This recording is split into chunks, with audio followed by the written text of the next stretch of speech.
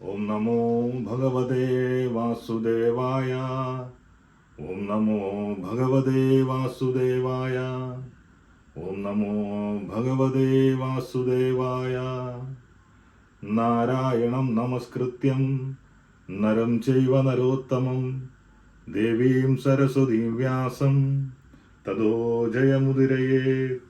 നഷ്ടപ്രായേഷു ഭദ്രേഷു നിത്യം ഭാഗവത സേവയാം ഭഗവതേ ഉത്തമശ്ലോകേ ഭക്തിർഭവതി നൈഷ്ടകി. മുഖം കരോതി വാചാലം പങ്കും ലംഘയതേ ഗിരിം യത്കൃപാത്തമഹം വന്ദേ പരമാനന്ദമാധവം ശ്രീഗുരും ദീനതാരിണം ശ്രീചൈതന്യമീശ്വരം. ഹരേ കൃഷ്ണ. എല്ലാവർക്കും ഭഗവത്ഗീത 1-ാം അധ്യായം പഠനത്തിലേക്ക് സ്വാഗതം. ഭഗവാൻ അദ്ദേഹത്തിൻ്റെ വാക്കുകൾ കൊണ്ട്, അല്ലെങ്കിൽ ഭഗവാൻ പറഞ്ഞ ആ വാക്കിൻ്റെ ജ്ഞാനത്തിലേക്ക് നമ്മളെന്ത് ആഴത്തില് ഗുരുപരമ്പരയുടെയും ആചാര്യന്മാരുടെയും ഒക്കെ കാരുണ്യം കൊണ്ട് അതിൽ ആഴത്തിലേക്ക് ഇറങ്ങാൻ വേണ്ടിയിട്ട് നമ്മൾ ശ്രമിക്കുകയാണ്. അതുകൊണ്ട് ഭഗവാന്റെ അനുഗ്രഹത്തിന് വേണ്ടിയിട്ട് പ്രാർത്ഥിക്കാം. പിന്നെ അതിലൂടെ ഭഗവാനിലേക്ക് കൂടുതൽ അടുക്കുവാനും, ഭഗവാനോട് കൂടുതൽ അടുക്കുവാനും ആ ഭഗവാൻ ഉപദേശിച്ചിരിക്കുന്നത് പോലെ നമുക്ക് ജീവിക്കുവാനും വേണ്ടിയിട്ട് സാധിക്കും. എങ്ങനെ? ആ ഭഗവാൻ അർജുനനോട് ഏത് രീതിയിലാണോ ഗീത ഉപദേശിച്ചത് ആ രീതിയിൽ നമ്മൾ മനസ്സിലാക്കിയാൽ അതിന് എല്ലാവർക്കും കഴിയട്ടെ. അതിനെല്ലാവർക്കും ഭഗവാന്റെ അനുഗ്രഹം ഉണ്ടാവട്ടെ. നമ്മൾ കഴിഞ്ഞ ക്ലാസ്സിൽ പറഞ്ഞതാണ് ഭഗവത്ഗീത എത്ര അധ്യായങ്ങളാണ്? 18 അധ്യായങ്ങൾ. അപ്പം ഈ ഒരു 18 അധ്യായവും നമ്മൾ എല്ലാവരും കൂടി ഒരുമിച്ച് പഠിക്കുകയാണ്. ഞാൻ ക്ലാസ് എടുക്കുന്നുവെങ്കിൽ പോലും ഈ ഓരോ വാക്കുകളും ഭഗവാൻ പറഞ്ഞിരിക്കുന്ന ഓരോ കാര്യങ്ങളും പറയുമ്പോഴും എനിക്കും പുതിയ പുതിയ അറിവുകൾ ലഭിക്കുകയാണ്. നമ്മളിത് ചെയ്യാൻ ഉദ്ദേശിക്കുന്നത് എങ്ങനെയാണ്? 700 ശ്ലോകങ്ങളുണ്ട്. അപ്പം ഇവയെല്ലാം കൂടിയിട്ട് നമുക്ക് പാരായണം ചെയ്യാനോ ചർച്ച ചെയ്യാനോ വേണ്ടിയിട്ട് കഴിയില്ല. കാരണം 700 ശ്ലോകങ്ങളെന്ന് പറഞ്ഞു കഴിഞ്ഞാൽ 700 ആഴ്ച എടുക്കും. എന്നാൽ നമ്മളൊരു ദിവസം, ആഴ്ചയിൽ ഒരു ദിവസം, അല്ലെങ്കിൽ കുറച്ചുകൂടെ കഴിഞ്ഞാലാകെ ഒരു ദിവസം ആഴ്ചയിൽ 2 ക്ലാസ് വെച്ചിട്ടായാലും ഒരു ദിവസം 1 മണിക്കൂറോ അല്ലെങ്കിൽ 1.5 മണിക്കൂറോ വരുന്ന ഒരു സെഷൻ, അതിൽ നമ്മൾ പ്രധാനപ്പെട്ട ശ്ലോകങ്ങൾ എല്ലാം എടുക്കാൻ ശ്രമിക്കും. പിന്നെയോ അതിലൂടെ ഭഗവത്ഗീത എന്താണെന്നും അതിലൂടെ ഭഗവാൻ പരമേശ്വരൻ എന്താണ് ഉദ്ദേശിച്ചിരിക്കുന്നതെന്നും നമുക്ക് ഗീത എങ്ങനെ ഉപകാരപ്പെടുമെന്നും പൂർണ്ണമായിട്ടും മനസ്സിലാക്കാൻ വേണ്ടിയിട്ട് നമുക്ക് സാധിക്കും. നമുക്ക് ആദ്യ ശ്ലോകത്തിലേക്ക് കടക്കാം. നമുക്കറിയാം എങ്ങനെയാണ് ഗീത തുടങ്ങുന്നത്. സഞ്ജയനും ധൃതരാഷ്ട്രരും തമ്മിലുള്ള സംസാരത്തിലൂടെയാണ് ഗീത തുടങ്ങുന്നത്. അതായത് കുരുക്ഷേത്ര യുദ്ധം നടക്കുന്ന സമയത്ത് ധൃതരാഷ്ട്രർക്ക് കണ്ണില്ലാത്തത് കൊണ്ട് അത് കാണാൻ വേണ്ടിയിട്ട് സാധിക്കുകയില്ല. അദ്ദേഹം അവിടെ പോവാനും അദ്ദേഹത്തിന് ആഗ്രഹമില്ല. അങ്ങനെ വ്യാസദേവൻ പറയും, അതിനു വേണ്ടിയിട്ടുള്ള സൗകര്യങ്ങൾ ഞാൻ ഒരുക്കി തരാം, കണ്ണും ഒക്കെ തരാം. പക്ഷെ അദ്ദേഹത്തിന് അത് വേണ്ട. കാരണം അദ്ദേഹം അദ്ദേഹത്തിന് അവിടുത്തെ റിസൾട്ട് അറിയാം. അതുകൊണ്ട് തന്നെ അദ്ദേഹം പറയും, എനിക്ക് വേണ്ട. വ്യാസദേവന്റെ അരിമ ശിഷ്യനും ധൃതരാഷ്ട്ര സഹായിയുമായിട്ടുള്ള സഞ്ജയന് ആ ശക്തി കൊടുക്കാൻ പറയും. അങ്ങനെ ഗുരുവിന്റെ കാരുണ്യം ഉണ്ട് എങ്കിൽ നമുക്ക് എന്തും സാധിക്കും. ആ ഒരു കാരുണ്യം കൊണ്ട് സഞ്ജയൻ എന്ത് നേടി, അല്ലെങ്കിൽ എന്ത് കാണാൻ പറ്റി? ആ കുരുക്ഷേത്ര യുദ്ധക്കളത്തിൽ നടക്കുന്ന കാര്യങ്ങളൊക്കെ സഞ്ജയന് എവിടെ? ഹസ്തിനാപുരിയിൽ ഇരുന്ന്, രാജകൊട്ടാരത്തിൽ ഇരുന്നിട്ട് കാണാൻ വേണ്ടിയിട്ട് സാധിച്ചു. അത് ധൃതരാഷ്ട്രർക്ക് പറഞ്ഞു കൊടുക്കുകയാണ്. നമുക്കൊക്കെ ഒരു അത്ഭുതം ഉണ്ടാവാം. പണ്ടൊക്കെ ആയിരുന്നുവെങ്കിൽ ആൾക്കാർ പറഞ്ഞിരുന്നു ഇതെങ്ങനെ സാധിക്കുന്നുവെന്ന്. ഇപ്പം നമ്മളൊരു ക്രിക്കറ്റ് കളിയോ ഒക്കെ കാണുന്ന സമയത്ത് എങ്ങനെയാണ്? വല്ല രാജ്യത്തുമായിരിക്കും അത് നടക്കുന്നത്, അല്ലേ? പക്ഷെ അത് നമ്മൾ ലൈവായിട്ട് ടെലിവിഷനിലൂടെ നമുക്ക് കാണുന്നു. അതേ പരിപാടിയാണ് ആര് സഞ്ജയനും ആർക്ക് ധൃതരാഷ്ട്രർക്ക് ചെയ്തു കൊടുക്കുന്നത്, അല്ലെങ്കിൽ നമുക്ക് വേണ്ടിയിട്ട് ചെയ്യുന്നത്.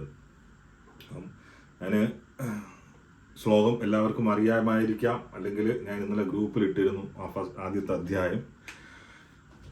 ഞാൻ പറയാം, അത് കേട്ടിട്ട് പറയുക. തുടങ്ങുന്നത് എങ്ങനെയാണ്? ധൃതരാഷ്ട്ര ഉവാച. അത് ലളിതമായിട്ടുള്ളൊരു വാചകമാണ് വാച. ധൃതരാഷ്ട്ര ഉവാച. വാച എന്നാൽ എന്ത്? സംസാരിക്കുക. നമ്മൾ പറയാറുണ്ട് വാചക കസരത്ത് നടക്കുന്നു. വാച എന്നാൽ സംസാരിക്കുക. അപ്പോൾ ആരാണ് ഇവിടെ വാച? ആരാണ് ഇവിടെ പറയുന്നത്?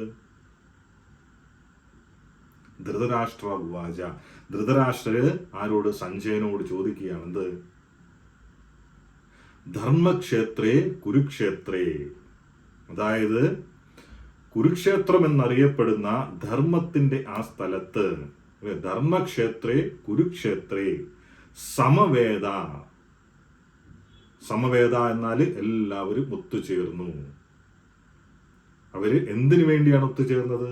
അറിയാം, യുദ്ധത്തിന് വേണ്ടിയിട്ട്. സമവേദ യുയുത്സവ, പോരാടുന്നതിന് വേണ്ടി. സമവേദ യുയുത്സവ മാമക, എന്റെ ജനവും. മാമക എന്ന് വെച്ച് കഴിഞ്ഞാൽ എന്റെ ജനം. എന്റെ ജന്മം എന്ന് ഉദ്ദേശിക്കുന്നത്, എന്റെ ജനം എന്ന് ഉദ്ദേശിക്കുന്നത് കൗരവരുടെ പുത്രന്മാര്, കൗരവര്. പിന്നെയോ അപ്പൊ മാമക എന്നാണ് എന്റെ പുത്രന്മാരെന്നാ പറയുന്നത്. പാണ്ഡവ ചൈവ, പാണ്ഡവിന്റെ പുത്രന്മാരും. അവർ രണ്ടുപേരും കൂടെ ഒത്തുകൂടിയിട്ട് മാമക പാണ്ഡവ ചൈവ കിം അക്കൂർവത സഞ്ജയ. അക്കൂർവത, അവരവിടെ എന്താണ് ചെയ്തത്? കിം അക്കൂർവത സഞ്ജയ. യുദ്ധക്കളത്തില് എന്താണ് സംഭവിക്കുന്നതെന്ന് മനസ്സിലാക്കാൻ ആ സമയത്ത് തന്റെ കണ്ണും കാതും ഒക്കെ ആയിട്ടുള്ള സഞ്ജയനോട് അദ്ദേഹം ഈ ചോദ്യം ചോദിക്കുകയാണ്. എന്ത്? കിം അക്കൂർവത സഞ്ജയ, അവിടെ എന്താണ് സംഭവിച്ചത്? ആ ശ്ലോകം ഇങ്ങനെയാണ്, കേൾക്കുക, കേട്ടിട്ട് ചൊല്ലുക. ധൃതരാഷ്ട്ര ഉവാച ധർമ്മക്ഷേത്രേ കുരുക്ഷേത്രേ സമവേദായുത്സവ മാമക പാണ്ഡവ ചൈവ കിം അകൂർവത സഞ്ജയ. ഗീതയില് 18 അധ്യായങ്ങള്, 700 ശ്ലോകങ്ങൾ. അപ്പം ഇതില് ആദ്യത്തെ അധ്യായം എന്ന് പറയുന്നത് എന്താണ്? ഏറെക്കുറെ രംഗമൊരുക്കുകയാണ്. ആ ഒരു സംഭാഷണത്തിന് മുമ്പ് ഭഗവാന്റെ അല്ലെങ്കിൽ അർജുനന് ഉപദേശിക്കുന്നതിന് മുമ്പായിട്ടുള്ള ഒരു രംഗം, അതിനൊരു എന്താ പറയുക, തുടക്കം വേണ്ടേ? അതൊരുക്കുകയാണ് ആദ്യത്തെ അധ്യായത്തില്. കുരുക്ഷേത്ര യുദ്ധക്കളത്തിലെ സൈനിക നിരീക്ഷണം, അല്ലെങ്കിൽ അർജുനന്റെ വിഷാദം. അതാണ് ഒന്നാമത്തെ അധ്യായം. ഇത് തുടങ്ങുന്നത് സഞ്ജയനും ധൃതരാഷ്ട്രരും തമ്മിലുള്ള ഒരു സംഭാഷണമായിട്ടാണ് എന്ത് ഗീതയുടെ പോക്ക്. ധൃതരാഷ്ട്രരുടെ ചോദ്യത്തോടെ ആണ് ആരംഭിക്കുന്നത്. ഇതിലാണ് 1-ാം അധ്യായത്തില് 1 വരുന്നു. അപ്പം നിങ്ങൾ ചിന്തിക്കും ഭഗവാൻ അധ്യായങ്ങളാണോ പറഞ്ഞ? അല്ല, ഭഗവാൻ പാട്ടായിട്ടാണ്, ഗീതമാണ്. ഇപ്പം പാട്ടായിട്ട് പറഞ്ഞു കൊടുത്തത് എന്ത്? ആചാര്യന്മാര് ഓരോ സന്ദർഭവും സാഹചര്യവും അനുസരിച്ച് അതിനെ ഡിവൈഡ് ചെയ്ത് അധ്യായങ്ങൾ ആക്കിയതാണ് നമുക്ക് മനസ്സിലാവാൻ വേണ്ടിയിട്ട്. അപ്പം ഇത് 1:1 തുടങ്ങിയിട്ട് 18.78 ശ്ലോകം വരെയാണ്. അതേപോലെ കൃഷ്ണനും അർജുനനും തമ്മിലുള്ള പ്രധാനപ്പെട്ട ചർച്ച ആരംഭിക്കുന്ന എവിടെ നിന്നാണ്? 2-ാമത്തെ അധ്യായത്തില് 7-ാമത്തെ ശ്ലോകത്തിൽ ആരംഭിച്ച് 18-ാമത്തെ അധ്യായം 73 അവസാനിക്കുന്നു. അതിനു മുമ്പും ചർച്ചകൾ നടക്കുന്നുണ്ട്, പക്ഷെ നമ്മൾ പിന്നീട് അതിലേക്ക് വരാം. അപ്പൊ ഇത് ചരിത്രപരമായതാണ്, അല്ലെ? ചരിത്രപരമായതാണ്. അത് ചരിത്രത്തിലെ ഒരു പ്രത്യേക സമയത്ത് സംഭവിച്ചതാണ് ഈ ഗീത എന്ന് പറയുന്നത്. എന്നാല് അതിനപ്പുറം എന്താണ് നമ്മൾ മനസ്സിലാക്കേണ്ടത്? ഈ ഗീത എന്ന് പറയുന്ന, ഭഗവത്ഗീത എന്ന് പറയുന്നത് പരമാത്മാവും ആത്മാവും തമ്മിലുള്ള സംഭാഷണമാണ്, അല്ലെ? പരമാത്മാവായിട്ടുള്ള ഭഗവാൻ ശ്രീകൃഷ്ണനും അദ്ദേഹത്തിന്റെ അംശമായിട്ടുള്ള നമ്മളെ പോലുള്ള ജീവാത്മാവും, നമ്മുടെ ഹൃദയത്തിനുള്ളിൽ ആരുണ്ട്? ആത്മാവും പരമാത്മാവും ഉണ്ട്. അപ്പം അവര് തമ്മിലുള്ള സംഭാഷണമാണ് എന്ത്? ഈ ഒരു ഭഗവത്ഗീത. അപ്പം ഈ ഒരു സംഭാഷണം എന്ന് പറയുന്നത് എന്ത്? ശാശ്വതമായിട്ടുള്ള സംഭാഷണമാണ്. ഒരിക്കലും നശിക്കാത്ത സംഭാഷണമാണ്. അതാണ് സനാതനം. നമ്മൾ ആരെങ്കിലും കുറ്റം പറയുന്നതോ അല്ലെങ്കിൽ അയൽക്കൂട്ടങ്ങളിലെ ചർച്ചകളോ സിനിമയിലെ ചർച്ചകളോ അതേപോലെ അല്ല ഈ ചർച്ച എന്ന് പറയുന്നത്. ഇത് ശാശ്വതം, മനുഷ്യരാശിക്ക് എല്ലാവർക്കും വേണ്ടിയിട്ടുള്ള ശാശ്വതമായിട്ടുള്ള സംഭാഷണം. അതുകൊണ്ട് എന്താണ് വേണ്ടത്? നമ്മൾ ചെയ്യേണ്ടത് ഗീത പഠിക്കുക മാത്രമല്ല, അത് പഠിക്കുന്നതിലൂടെ ആത്മാവ് എന്ന നിലയില്, അല്ലേ, ആത്മാവ് എന്ന നിലയിൽ നമ്മളത് ഹൃദയത്തിലേക്കാണ് എടുക്കേണ്ടത്. നമ്മുടെ ഹൃദയങ്ങളിലാണ് നമ്മൾ ഉള്ളതെന്ന് നമ്മൾ മനസ്സിലാകും. നമ്മുടെ ഈ വെറും ശരീരമല്ല, നശ്വരമായിട്ടുള്ള ശരീരമല്ല, പിന്നെയോ ആത്മാവെന്ന നിലയിൽ നമ്മുടെ ഹൃദയത്തിലാണ് നമ്മൾ ഉള്ളതെന്ന് മനസ്സിലാകും. പിന്നെ പരമാത്മാവ് കൃഷ്ണൻ എവിടെയാണുള്ളത്? അതും നമ്മുടെ ഹൃദയത്തിലാണ്.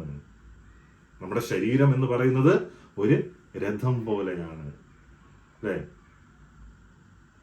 ഒരു രഥത്തില് ആൾക്കാർ സഞ്ചരിക്കുന്ന സമയത്ത് എന്തുണ്ടാവും? ആ രഥത്തിനൊരു വില ഉണ്ടാവും. രഥത്തിന് ആൾ ഇറങ്ങിക്കഴിഞ്ഞു കഴിഞ്ഞാൽ ആ രഥത്തില് എന്താണ്? ഒരു ഗുണവുമില്ല, രഥത്തെ കൊണ്ട് ഒരു ഉപയോഗവുമില്ല.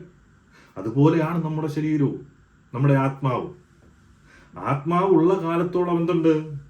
ഈ ശരീരത്തിന് വിലയുണ്ട്. ഈ ശരീരം എന്ന് പറയുന്നത് ഈ ആത്മാവിനെ വഹിക്കാനുള്ള ഒരു വാഹനം മാത്രമാണ്. ഭൂമിയിൽ നിലനിൽക്കാൻ വേണ്ടിയിട്ടുള്ള ഒരു സെറ്റപ്പ് മാത്രമാണ് എന്ത്?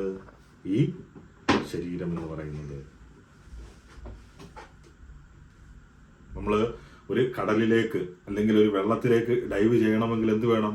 ആ വെള്ളത്തിനടിയിലേക്ക് പോകാൻ, അവിടെ സർവൈവ് ചെയ്യാൻ, അവിടെ നിലനിൽക്കാൻ വേണ്ടിയിട്ടുള്ള പ്രത്യേക വസ്ത്രം വേണം, അല്ലേ? ഇല്ലെങ്കിൽ എന്ത് ചെയ്യും? നമ്മൾ മരിച്ചു പോകും. അതുപോലെ തന്നെ ഭൂമിയിൽ നിലനിൽക്കാൻ വേണ്ടിയിട്ടുള്ള എന്ത്? വെറും ഒരു ഉപകരണം മാത്രമാണ് എന്ത്? നമ്മുടെ ഈ ശരീരം. നമ്മൾ ആ ഗീത പഠിക്കുന്ന സമയത്ത്, ആ ഗീത, ഭഗവത്ഗീത നമ്മുടെ ആന്തരികമാകുന്ന സമയത്ത് എന്ത്? അത് നമ്മുടെ ഭാഗമായിട്ട് മാറും. അർജുനനോട് കൃഷ്ണൻ പറഞ്ഞ വാക്കുകൾ പോലെ ആ വാക്കുകൾ ശരിയായ സമയത്ത് നമ്മളിലേക്ക് വരും. മൊത്തവും പഠിച്ച് അത് ശരിയായ രീതിയിൽ മനസ്സിലാക്കി കഴിയുമ്പം അവ നമ്മുടെ ഹൃദയത്തില് പ്രകടമാകാൻ തുടങ്ങും. നമുക്ക് മാർഗനിർദ്ദേശം നൽകും. അർജുനന് മാർഗനിർദ്ദേശം നൽകിയതുപോലെ അപ്പോഴെന്താണ് സംഭവിക്കുന്നത്? ശരിയായിട്ടുള്ള തീരുമാനങ്ങൾ എടുക്കാൻ വേണ്ടിയിട്ട് നമ്മളെ സഹായിക്കും. ഭഗവത്ഗീത അർജുനനെ ശരിയായ തീരുമാനങ്ങൾ എടുക്കാൻ സഹായിച്ചതുപോലെ. ഇത് എന്ന് പറയുന്നത് എന്താണ്? ജീവാത്മാവും പരമാത്മാവും തമ്മിലുള്ള സംഭാഷണം. അതിലുപരി എന്താണ്? ഭഗവാൻ നമ്മളോട് പറയുന്നതാണ്. നമ്മൾ ഈ ഇരിക്കുന്ന ഓരോരുത്തരോടും, ഇവിടെ ഇരിക്കുന്നവരോട്, പിന്നെ സൂമിൽ ക്ലാസ് കേൾക്കുന്ന എല്ലാവരോടും, അല്ലേ, ഓരോരുത്തരോടും പറയുന്ന, അല്ലെങ്കിൽ പിന്നെ യൂട്യൂബിൽ കേൾക്കുന്ന ആരോടായാലും ഓരോരുത്തരോടും ഭഗവാൻ പറയുന്ന കാര്യമാണ്. എന്തുകൊണ്ടാണ്? അർജുനൻ എന്ന് പറയുന്നത് ഒരു ജീവാത്മാവാണ്. ഭഗവാൻ പരമാത്മാവാണ്. ഭഗവാൻ ആരാണ്? ഭഗവാനാണ്, നമ്മുടെ സൃഷ്ടാവാണ്. പിതാവ് പുത്രനെ ഉപദേശിക്കുന്നതാണ്. അല്ലെങ്കിൽ ഭഗവാന്റെ അംശമായിട്ടുള്ള ജീവാത്മാവിനെ നേർവഴിക്ക് നയിക്കാൻ വേണ്ടിയിട്ട് ഉപദേശം കൊടുക്കുന്നതാണ്. ഏത് രീതിയിൽ ജീവിക്കണം, നിന്റെ പ്രശ്നങ്ങൾ എങ്ങനെ മാറണം, എല്ലാ ഉത്കണ്ഠകൾക്കും പരിഹാരമാണ് എന്ത്? ഗീത. അതുകൊണ്ട് ഇത് നമ്മളോടാണ് പറയുന്നത് ഭഗവാൻ എന്നുള്ള രീതിയിൽ നമ്മൾ എടുക്കണം. പിന്നെ ഈ സംഭാഷണം നടക്കുന്നത് ഹസ്തിനപുരത്തിലാണ്, അല്ലേ? സഞ്ജയനും ധൃതരാഷ്ട്രവും തമ്മിലാണ് സംഭാഷണം നടക്കുന്നത്. ഇവിടെ എന്താണ് ആദ്യത്തെ ശ്ലോകത്തില് പ്രധാനപ്പെട്ടത്? അവിടെ സംഭാഷണം നടക്കുന്ന സമയത്ത് ധൃതരാഷ്ട്രർ സഞ്ജയനോട് ചോദിക്കുകയാണ്, എന്ത്? അവിടെ എന്താണ് സംഭവിക്കുന്നത്, അല്ലെങ്കിൽ സംഭവിച്ചത് എന്താണ്? അപ്പം ഇവിടെ എടുത്തു പറയേണ്ട ഒരു കാര്യം, ധൃതരാഷ്ട്രര് ചോദിക്കുന്ന ചോദ്യം, ആദ്യത്തെ ചോദ്യം തുടങ്ങുന്നത് ഇവിടെ നിന്നാ? ധർമ്മം, ധർമ്മക്ഷേത്രേ കുരുക്ഷേത്രേ. അപ്പൊ എന്താണ്? അത് ധർമ്മത്തിന്റെ സ്ഥലമാണ്, ധർമ്മക്ഷേത്രമാണ്. ഏത്? കുരുക്ഷേത്രം. അപ്പം ഇതൊരു ധർമ്മത്തെ കുറിച്ചുള്ള ചോദ്യമാണ്. ധർമ്മം എന്ന് പറഞ്ഞു കഴിഞ്ഞാൽ ഒരു നാമം, അല്ലെ? നമ്മൾ പാലിക്കേണ്ട സംഗതിയാണ് ധർമ്മം എന്ന് പറയുന്നത്. ഇവിടെ തുടങ്ങുന്നത് തന്നെ ധർമ്മത്തെ അടിസ്ഥാനമാക്കിയാണ്. എന്തുകൊണ്ടാണ് ധർമ്മക്ഷേത്രമായത്? അവിടുത്തെ രാജാവ് എന്താണ് ചെയ്തത്? ധർമ്മം വിളയിച്ചെടുത്ത സ്ഥലമാണ് കുരുക്ഷേത്രം. അപ്പൊ എന്തിനാണ് ഇതിനു വേണ്ടി തുടങ്ങുന്നത്? ശരിയായിട്ടുള്ള ധൃതരാഷ്ട്ര അന്വേഷണം എന്ന് പറയുന്നത് നമുക്ക് എല്ലാവർക്കും അറിയാം, അങ്ങനെ ചോദിക്കേണ്ട ഒരു കാര്യവുമില്ല അല്ലേ. ഒരു യുദ്ധം തുടങ്ങുന്ന സമയത്ത് യുദ്ധക്കളത്തില് അങ്ങനെ ഒരു ചോദ്യത്തിന്റെ ഒരു ആവശ്യകതയില്ല. അവിടെ എന്താണ് സംഭവിച്ചത് എന്ന് എല്ലാവർക്കും ഒരേ യുദ്ധമായിരിക്കും, യുദ്ധം നടന്നു കാണുമെന്ന്. കുറേ ചോദ്യങ്ങളുണ്ട് ഈ ചോദ്യത്തിനകത്ത്. അദ്ദേഹത്തിന്റെ മനസ്സിൽ അദ്ദേഹത്തിന്റെ ഉത്കണ്ഠയുണ്ട്. ആത്യന്തികമായിട്ട് ആരാണ് ജയിച്ചത് എന്ന് അറിയാൻ വേണ്ടിയിട്ട് ആഗ്രഹിക്കുന്നു. ഒരു ക്രിക്കറ്റ് മത്സരം നടക്കുന്ന സമയത്ത് നമുക്ക് കാണാൻ കഴിയില്ല. അപ്പം അത് വേറൊരു സ്ഥലത്താണ്, നമ്മൾ വേറൊരു സ്ഥലത്ത്, നമുക്ക് കാണാൻ കഴിയുന്നില്ല, ടി വി ഇല്ല, ഒന്നുമില്ലാത്ത സമയത്ത് നമ്മൾ ആരോടെങ്കിലും ചോദിക്കും സ്കോർ എത്രയായി എന്ന്. കാരണം എന്താ, നമുക്ക് അറിയാനുള്ള ആഗ്രഹം കൊണ്ട്. അപ്പം ഇദ്ദേഹത്തിന് ഉത്തരം വ്യക്തമാണ് എന്നുള്ള രീതിയാണ്. കാരണം ഇദ്ദേഹത്തിന് അറിയാം എന്തായിരിക്കും സംഭവിച്ചിരിക്കുക, അല്ലെങ്കിൽ ഒരു ഉത്കണ്ഠയുണ്ട് എന്തായിരിക്കും സംഭവിച്ചിരിക്കുക. അപ്പോൾ അതിൽ രണ്ട് കാര്യങ്ങളുണ്ട്, രണ്ട് കാര്യം രീതിയിൽ അതിനെ അർത്ഥമാക്കാം. ഒന്നുകിൽ ആ ചോദ്യം ചോദിക്കുന്നയാള് എന്താണ്, വ്യക്തമായിട്ട് ചിന്തിക്കുന്നില്ല, അല്ലെങ്കിൽ ആ ചോദ്യം ചോദിക്കുന്ന ആൾക്ക് ആ ചോദ്യത്തിന് പിന്നില് എന്താണ്, അദ്ദേഹത്തിന്റെ ഉത്കണ്ഠ. അപ്പം അദ്ദേഹം കാണുന്നതിനെക്കാട്ടില് അല്ലെങ്കിൽ പറയുന്നതിനെക്കാട്ടില് ഒരുപാട് ചോദ്യങ്ങള് മനസ്സിൽ വെച്ചിട്ടാണ് ഈ ചോദ്യം ചോദിക്കുന്നത്. ഇപ്പം ഒരു തീവ്രവാദി അല്ലെങ്കിൽ തീവ്രവാദികള് കുറെ പേരെ കൊല്ലാൻ വേണ്ടിയിട്ട് ഒരു അടുക്കളയിൽ കൊണ്ടിട്ട് എന്താക്കും, ബോംബ് വെക്കും, ടൈം ബോംബ് വെക്കും. ടൈം ബോംബ് വെച്ചിട്ട് അന്വേഷിക്കുകയാണ്.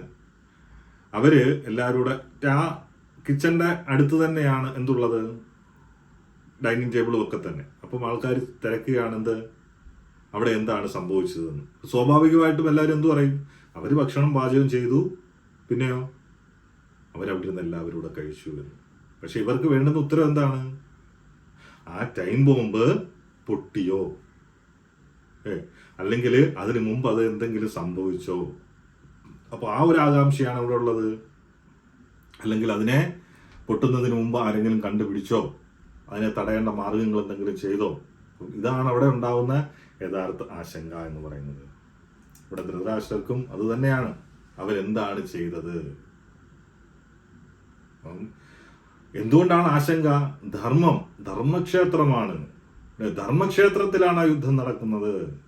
അദ്ദേഹത്തിന് സ്വാഭാവികമായിട്ടും അറിയാം എന്ത്, അദ്ദേഹത്തിന്റെ മകനും കൗരവപക്ഷവും ആരാണ്, അധാർമിക രീതിയിലുള്ളവരാണ്. പക്ഷെ അവിടെ എന്താണ്, ധർമ്മക്ഷേത്രമാണ്. ആ ധർമ്മക്ഷേത്രത്തിൽ നടന്ന യുദ്ധത്തില് എന്ത് സംഭവിക്കാം, ധർമ്മത്തിന് അനുകൂലമാവും. അപ്പൊ അതാണ് അദ്ദേഹത്തിന്റെ ആ ചോദ്യത്തിന്റെ ഒരു അർത്ഥം എന്ന് പറയാം. അതിന്റെ പവിത്രതയും പരിശുദ്ധിയും അവരെങ്ങനെ സ്വാധീനിച്ചു ആ കുരുക്ഷേത്രത്തിന്റെ. മറ്റുള്ളവരെയും അവരെയും ഒക്കെ ആ സ്ഥലത്തിന്റെ സ്വാധീനം അല്ലെങ്കിൽ ആ സദ്ഗുണത്തിന്റെയും പവിത്രതയുടെയും സ്ഥലമായിട്ടുള്ള കുരുക്ഷേത്രം അതിനെ എങ്ങനെ ഇവരെ സ്വാധീനിച്ചു. നമ്മൾ ധർമ്മത്തെക്കുറിച്ച് പറഞ്ഞാൽ ഒരുപാട് കാര്യങ്ങൾ പറയാൻ പറ്റില്ലേ, ഭക്തി, പിന്നെ പവിത്രത, ആത്മീയത, വിശുദ്ധി, ഇതൊക്കെ രീതിയിൽ നമുക്ക് ധർമ്മത്തെ മനസ്സിലാക്കാം. ദുര്യോധനൻ എന്താണ്, അധർമ്മിയാണ്. അപ്പം അധർമ്മവുമായിട്ടാണ് അദ്ദേഹത്തിന്റെ കൂട്ടുകെട്ട്.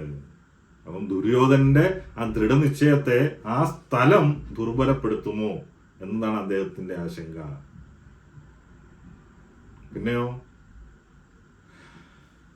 അദ്ദേഹത്തിന് സംശയമുണ്ട്, എന്തെങ്കിലും കാരണങ്ങളാൽ യുധിഷ്ഠിരര്, ധർമ്മപുത്രര് അല്ലേ, ഏറ്റവും വലിയ ധർമ്മിയാണ്. അപ്പൊ അദ്ദേഹം എന്തെങ്കിലും കാരണം കൊണ്ട് അദ്ദേഹം യുദ്ധം നിർത്തിയോ.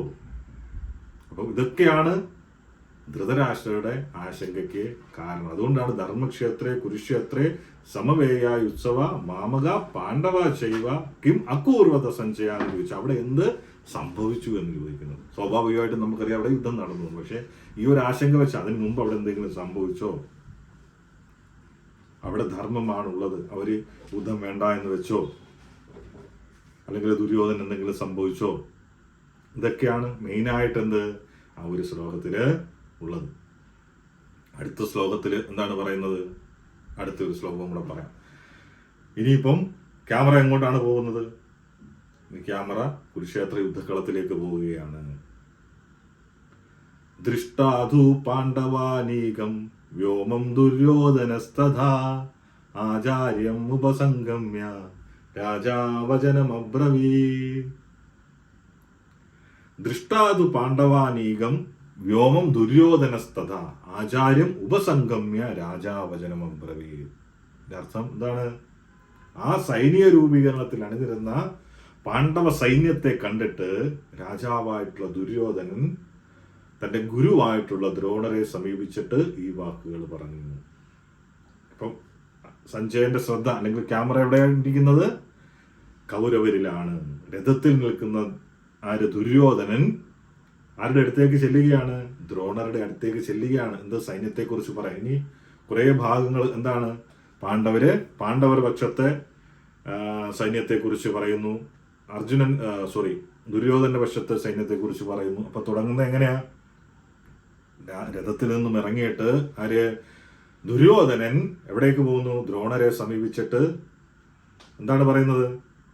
ആ ഭീഷ്മരുടെ അടുത്ത് നിൽപ്പുണ്ട്. അപ്പം ഭീഷ്മർക്കും ഈ സംഭാഷണം കേൾക്കാം. അപ്പം മനഃപൂർവ്വമാണ് ആരോട് സംസാരിക്കാൻ തുടങ്ങുന്നത്? ദ്രോണരോട് സംസാരിക്കാൻ തുടങ്ങുന്നത്. ഇവിടെ വീണ്ടും ധൃതരാഷ്ട്രരുടെ ഉത്കണ്ഠയാണ് ഈ ഒരു സംഗതിക്ക് കാരണം. പാണ്ഡവ സൈന്യത്തിന്റെ ഇത്രയും ആക്രമണോത്സവമായിട്ടുള്ള ഒരു സൈനിക രൂപീകരണം കണ്ട് ദുര്യോധനൻ എന്താണെന്ന് അത്ഭുതപ്പെടുകയും നടുങ്ങുകയും ചെയ്യുകയാണ്. ഒരു മത്സരത്തിലൊരു ടീം ഒരുപാട് റണ്ണ് സ്കോർ ചെയ്ത് കഴിഞ്ഞാൽ പിന്നെ വരുന്നവർക്ക് വലിയ ആകാംക്ഷയാണ് അല്ലേ, അതിനെ മറികടക്കാൻ വേണ്ടിയിട്ട്. അപ്പം നേരത്തെ അവര് ഒരു തന്ത്രം മെനഞ്ഞു വെച്ചിരിക്കും. പക്ഷെ ആ തന്ത്രം പോരാതെ വരും. എന്ത്? എതിർ ടീമിനെ മറികടക്കാൻ വേണ്ടിയിട്ട്. അതേപോലെ ആ ഒരു ധർമ്മസങ്കടത്തിലാണ് ആരുള്ളത്? ദുര്യോധനനുള്ളത്. അപ്പൊ അതുകൊണ്ടാണ് എവിടേക്ക് പോകുന്നത്? ദ്രോണരുടെ അടുത്തേക്ക് പോകുന്നത്. അപ്പം ദ്രോണരെ സമീപിക്കുന്നത് തന്ത്രപരമായിട്ടാണ്. ഇദ്ദേഹം യഥാർത്ഥ രാജാവല്ലെങ്കിലും ദുര്യോധനൻ രാജാവാണെങ്കിൽ പോലും എന്താണ്? കമാൻഡർ അല്ല, ഈ യുദ്ധം നിയന്ത്രിക്കുന്ന വ്യക്തിയല്ല. അപ്പം ധൃതരാഷ്ട്രരെ സംബന്ധിച്ചിടത്തോളം അദ്ദേഹം രാജാവാണെങ്കിലും ആരാണ് അധികാരം വഹിക്കുന്നത്? ദുര്യോധനാണ് അധികാരം വഹിക്കുന്നത്. അപ്പൊ ഈ വാക്യത്തിൽ എന്താണ് സംഭവിക്കുന്നത്? രാജാവ് എന്ന് പരാമർശിക്കുന്നുണ്ട്. ധൃതരാഷ്ട്രർക്ക് യഥാർത്ഥ അധികാരമില്ലെന്ന് ഉയർത്തിക്കാട്ടാൻ വേണ്ടിയിട്ടാണ് എന്ത്? ആ പരിഹസിക്കാൻ വേണ്ടിയിട്ട് ആണെന്നുകൂടി നമുക്ക് വേണമെങ്കിൽ ചിന്തിക്കാം. ആര്? സഞ്ജയൻ ഇത് പറയുന്നത്. രാജാവചനം അബ്രവീത്. രാജാവ് ഇങ്ങനെ പറഞ്ഞു. രാജാവിന്റെ അടുത്തിരുന്നുകൊണ്ടാണ് പറയുന്നത്. ആര്? ദുര്യോധനൻ ഇങ്ങനെ പറഞ്ഞു എന്ന് പറയുന്നത്. അപ്പൊ അത് രാജാവെന്ന് ഉദ്ദേശിക്കുന്നത് വേണമെങ്കിൽ ധൃതരാഷ്ട്രയോ ദുര്യോധനയോ ആകാം. അങ്ങനെ ഈ ഭീഷ്മരെ അഭിസംബോധന ചെയ്യുന്നതിന് പകരം ദ്രോണരെയാണ് ആര്? ദുര്യോധനൻ അഭിസംബോധന ചെയ്യുന്നത്. അപ്പൊ എന്തുകൊണ്ടാണത്? തന്റെ അണികളിലുള്ള വിശ്വസ്തത ഇല്ലാത്തതിന് കാരണമാണ്. അതിന്റെ ആശങ്കയാണ് അവിടെ പ്രതിഫലിപ്പിക്കുന്നത്. ദ്രോണരും ഭീഷ്മരും ശക്തരാണ്. പക്ഷെ എന്താണ് പ്രശ്നം? അവർ ഈ യുദ്ധം ചെയ്യാൻ വേണ്ടിയിട്ട് പൂർണ്ണമായിട്ടും പ്രതിബദ്ധരല്ല. അവർക്കങ്ങനെ യുദ്ധം ചെയ്യണമെന്നുള്ള ആഗ്രഹമൊന്നുമില്ല. അപ്പം ദുര്യോധനൻ ഓൾറെഡി അറിയാം അവരുടെ ആ മാനസികാവസ്ഥയെ കുറിച്ചിട്ട്. ആശങ്കാകുലനാണ് ആര്? ദുര്യോധനൻ. പ്രത്യേകിച്ച് ദ്രോണരുടെ കാര്യത്തിൽ. ദ്രോണരുടെ ശിഷ്യനായിട്ടുള്ള ആരുണ്ട്? ദൃഷ്ടദ്യുമ്നൻ എവിടെയാണ്? പാണ്ഡവ സൈന്യത്തിന്റെ സേനാനായകനാണ് അല്ലെ. അതുകൊണ്ട് ദ്രോണരുടെ എതിരാളിയായിട്ടുള്ള ദ്രുപദൻ, അതൊക്കെ കുറെ പറഞ്ഞു പോയി കഴിഞ്ഞാൽ ഒരുപാടുണ്ടാവും. എങ്കിലും ആ ദ്രുപദന്റെ മകനായിട്ടുള്ള ദൃഷ്ടദ്യുമ്നൻ ആരാ പരിശീലിപ്പിച്ചത്? ദ്രോണര് തന്നെയാണ് പരിശീലിപ്പിക്കുന്നത്. അതും ആരുടെ ഉള്ളിലുണ്ട്? ദുര്യോധനന് ആശങ്കയ്ക്ക് കാരണമാണ്. കാരണം എന്തുകൊണ്ടാണ്? അതുകൊണ്ട് അദ്ദേഹത്തെ പരിഹസിക്കുകയാണ്. നോക്കൂ, നിങ്ങള് പഠിപ്പിച്ചു കൊടുത്ത വ്യക്തിയാണ്, അത് നിങ്ങളെ തന്നെ കൊല്ലാൻ വേണ്ടിയിട്ട് വന്നിരിക്കും. എന്തിനു വേണ്ടിയിട്ട്? വീണ്ടും ഈ എൻകറേജ് ചെയ്യുകയാണ്, മൂട്ടിക്കൊടുക്കുകയാണ് അല്ലേ. അവർക്ക് ആ ഒരു ആത്മധൈര്യം വരാൻ വേണ്ടിയിട്ട്. കണ്ടില്ലേ, ഞാൻ പഠിപ്പിച്ചു കൊടുത്തവൻ തന്നെ എന്റെ നേരെ യുദ്ധത്തിന് വരുന്നു. ആ രീതിയിൽ അവരുടെ ഉള്ളിലേക്ക് വിഷം കുത്തിവെക്കാൻ വേണ്ടിയിട്ടാണ് ആര് ശ്രമിക്കുന്നത്? ദുര്യോധനൻ ശ്രമിക്കുന്നത്. അതുകൊണ്ടാണ് ദ്രോണരുടെ മുൻകാല തീരുമാനങ്ങൾ ഒക്കെ തെറ്റായിരുന്നു എന്ന് എടുത്തു കാണിച്ചുകൊണ്ടാണ് ദ്രോണരുടെ അടുത്തേക്ക് ചെല്ലുന്നത്.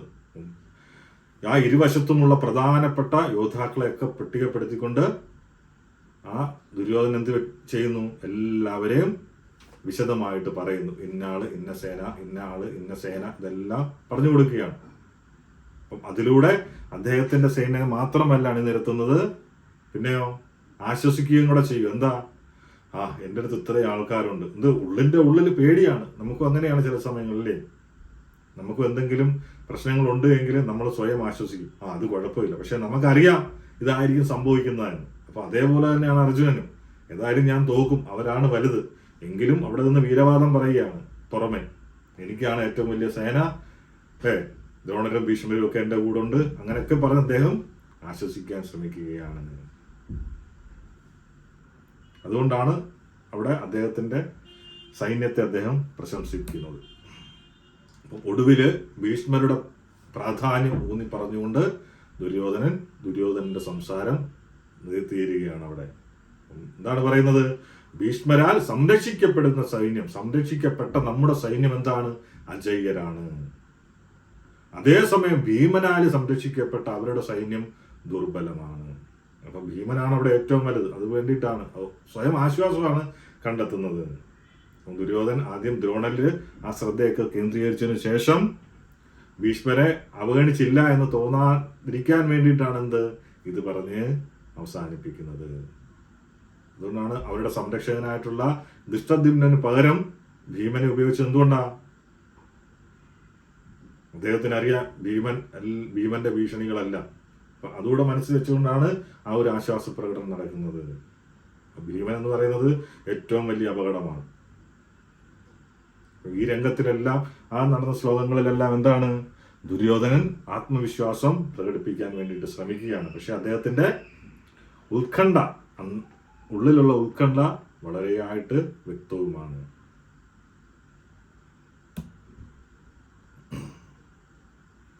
ദുര്യോധനെ സംബന്ധിച്ചിടത്തോളം അദ്ദേഹം പല കാര്യങ്ങൾ പറയുമ്പോഴെന്താണ്, രണ്ട് രീതിയിൽ ഉള്ള അർത്ഥങ്ങളുണ്ട്.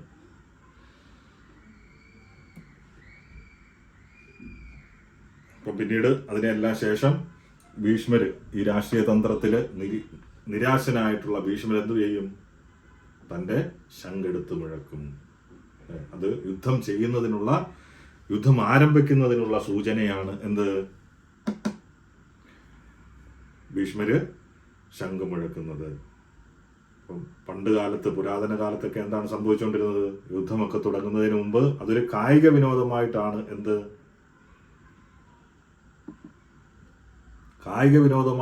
അന്നത്തെ കാലത്ത് യുദ്ധവും മറ്റു പരിപാടികളും ഒക്കെ നടന്നുകൊണ്ടിരുന്നത്. ആ ഒരു യുദ്ധം തുടങ്ങുന്നതിന് മുമ്പ് ശംഖൂർ, അങ്ങനെ ഭീഷ്മര് തന്റെ ശംഖ് മുഴക്കുകയാണ്. എന്ത് വില കൊടുത്തും വിജയം നേടുന്നതിനേക്കാൾ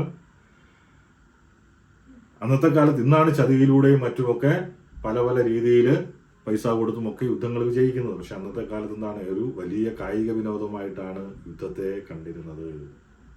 ആ ഒരു വൈദഗ്ധ്യത്തിന്റെയും ശക്തിയുടെയും പരീക്ഷണമായിരുന്നു. അപ്പം ആ ശംഖൂതുന്ന സമയത്ത് മനസ്സിലാക്കാം യുദ്ധം തുടങ്ങാൻ പോകുന്നു. അത്രയും കാര്യങ്ങൾ വിശദീകരിച്ചതിന് ശേഷം സഞ്ജയൻ പാണ്ഡവ പക്ഷത്തേക്ക് ശ്രദ്ധ തിരിക്കുകയാണ്. 1-ാമത്തെ അധ്യായത്തില് 14-ാമത്തെ ശ്ലോകം. തദശൈതൈർഹൈർയുക്തേ മഹതി സന്ദനേ സ്ഥിതൗ മാധവ പാണ്ഡവ ചൈവ ദിവ്യൗ ശംഖോ പ്രദദ്മധൂ. എന്താണ് പറയുന്നത്? അതിനുശേഷം വെളുത്ത കുതിരകളെ പൂട്ടിയ മഹത്തായ രഥത്തിൽ ഇരുന്നു കൊണ്ട് ശ്രീകൃഷ്ണനും അർജുനനും തങ്ങളുടെ ദിവ്യമായിട്ടുള്ള ശംഖുകൾ മുഴക്കി. ഭഗവാൻ ഇന്ദ്രിയ.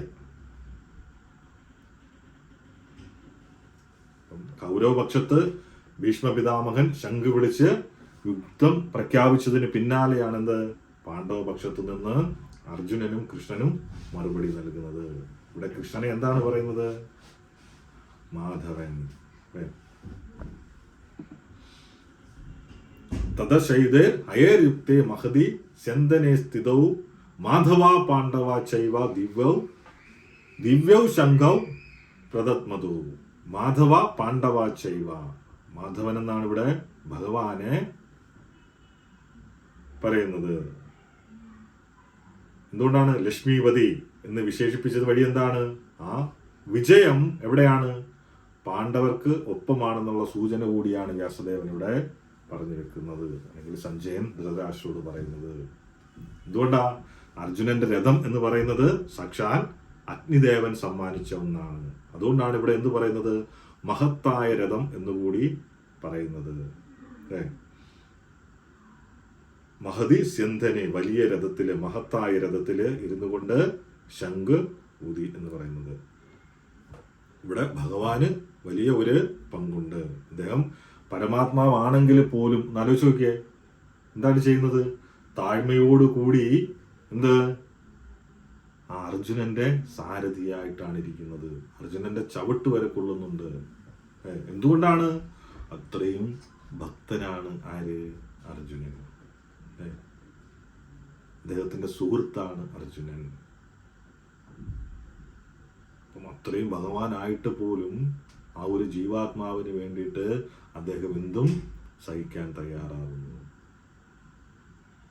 അപ്പം അതുകൊണ്ടാണ് അവിടെ പങ്കെടുത്ത എല്ലാ സാധാരണക്കാരെക്കാട്ടിലും മേന്മ ആർക്കാണ് ഉള്ളത്? വ്യത്യസ്തനാകുന്നത് ആരാണ്? ഭഗവാനാണ്. പിന്നെ എന്താണ്? ആ പാണ്ഡവരുടെ ശംഖിന്റെ ശബ്ദം എന്ന് പറയുന്നത് വലിയ കഠോരമായിട്ടുള്ള ശബ്ദമാണ്. അത് കൗരവരുടെ ആത്മവിശ്വാസം തകർക്കുന്നു. 19ാമത്തെ ശ്ലോകത്തിൽ പറയുന്നുണ്ട്. എന്താണ്? സഹോഷ ധാതരാഷ്ട്രാണം ഹൃദയാനി വിധാരയാത്. ഇത് കൗരവരുടെ ഹൃദയത്തെ കീറിമുറിക്കുന്നു എന്നാണ് പറയുന്നത്.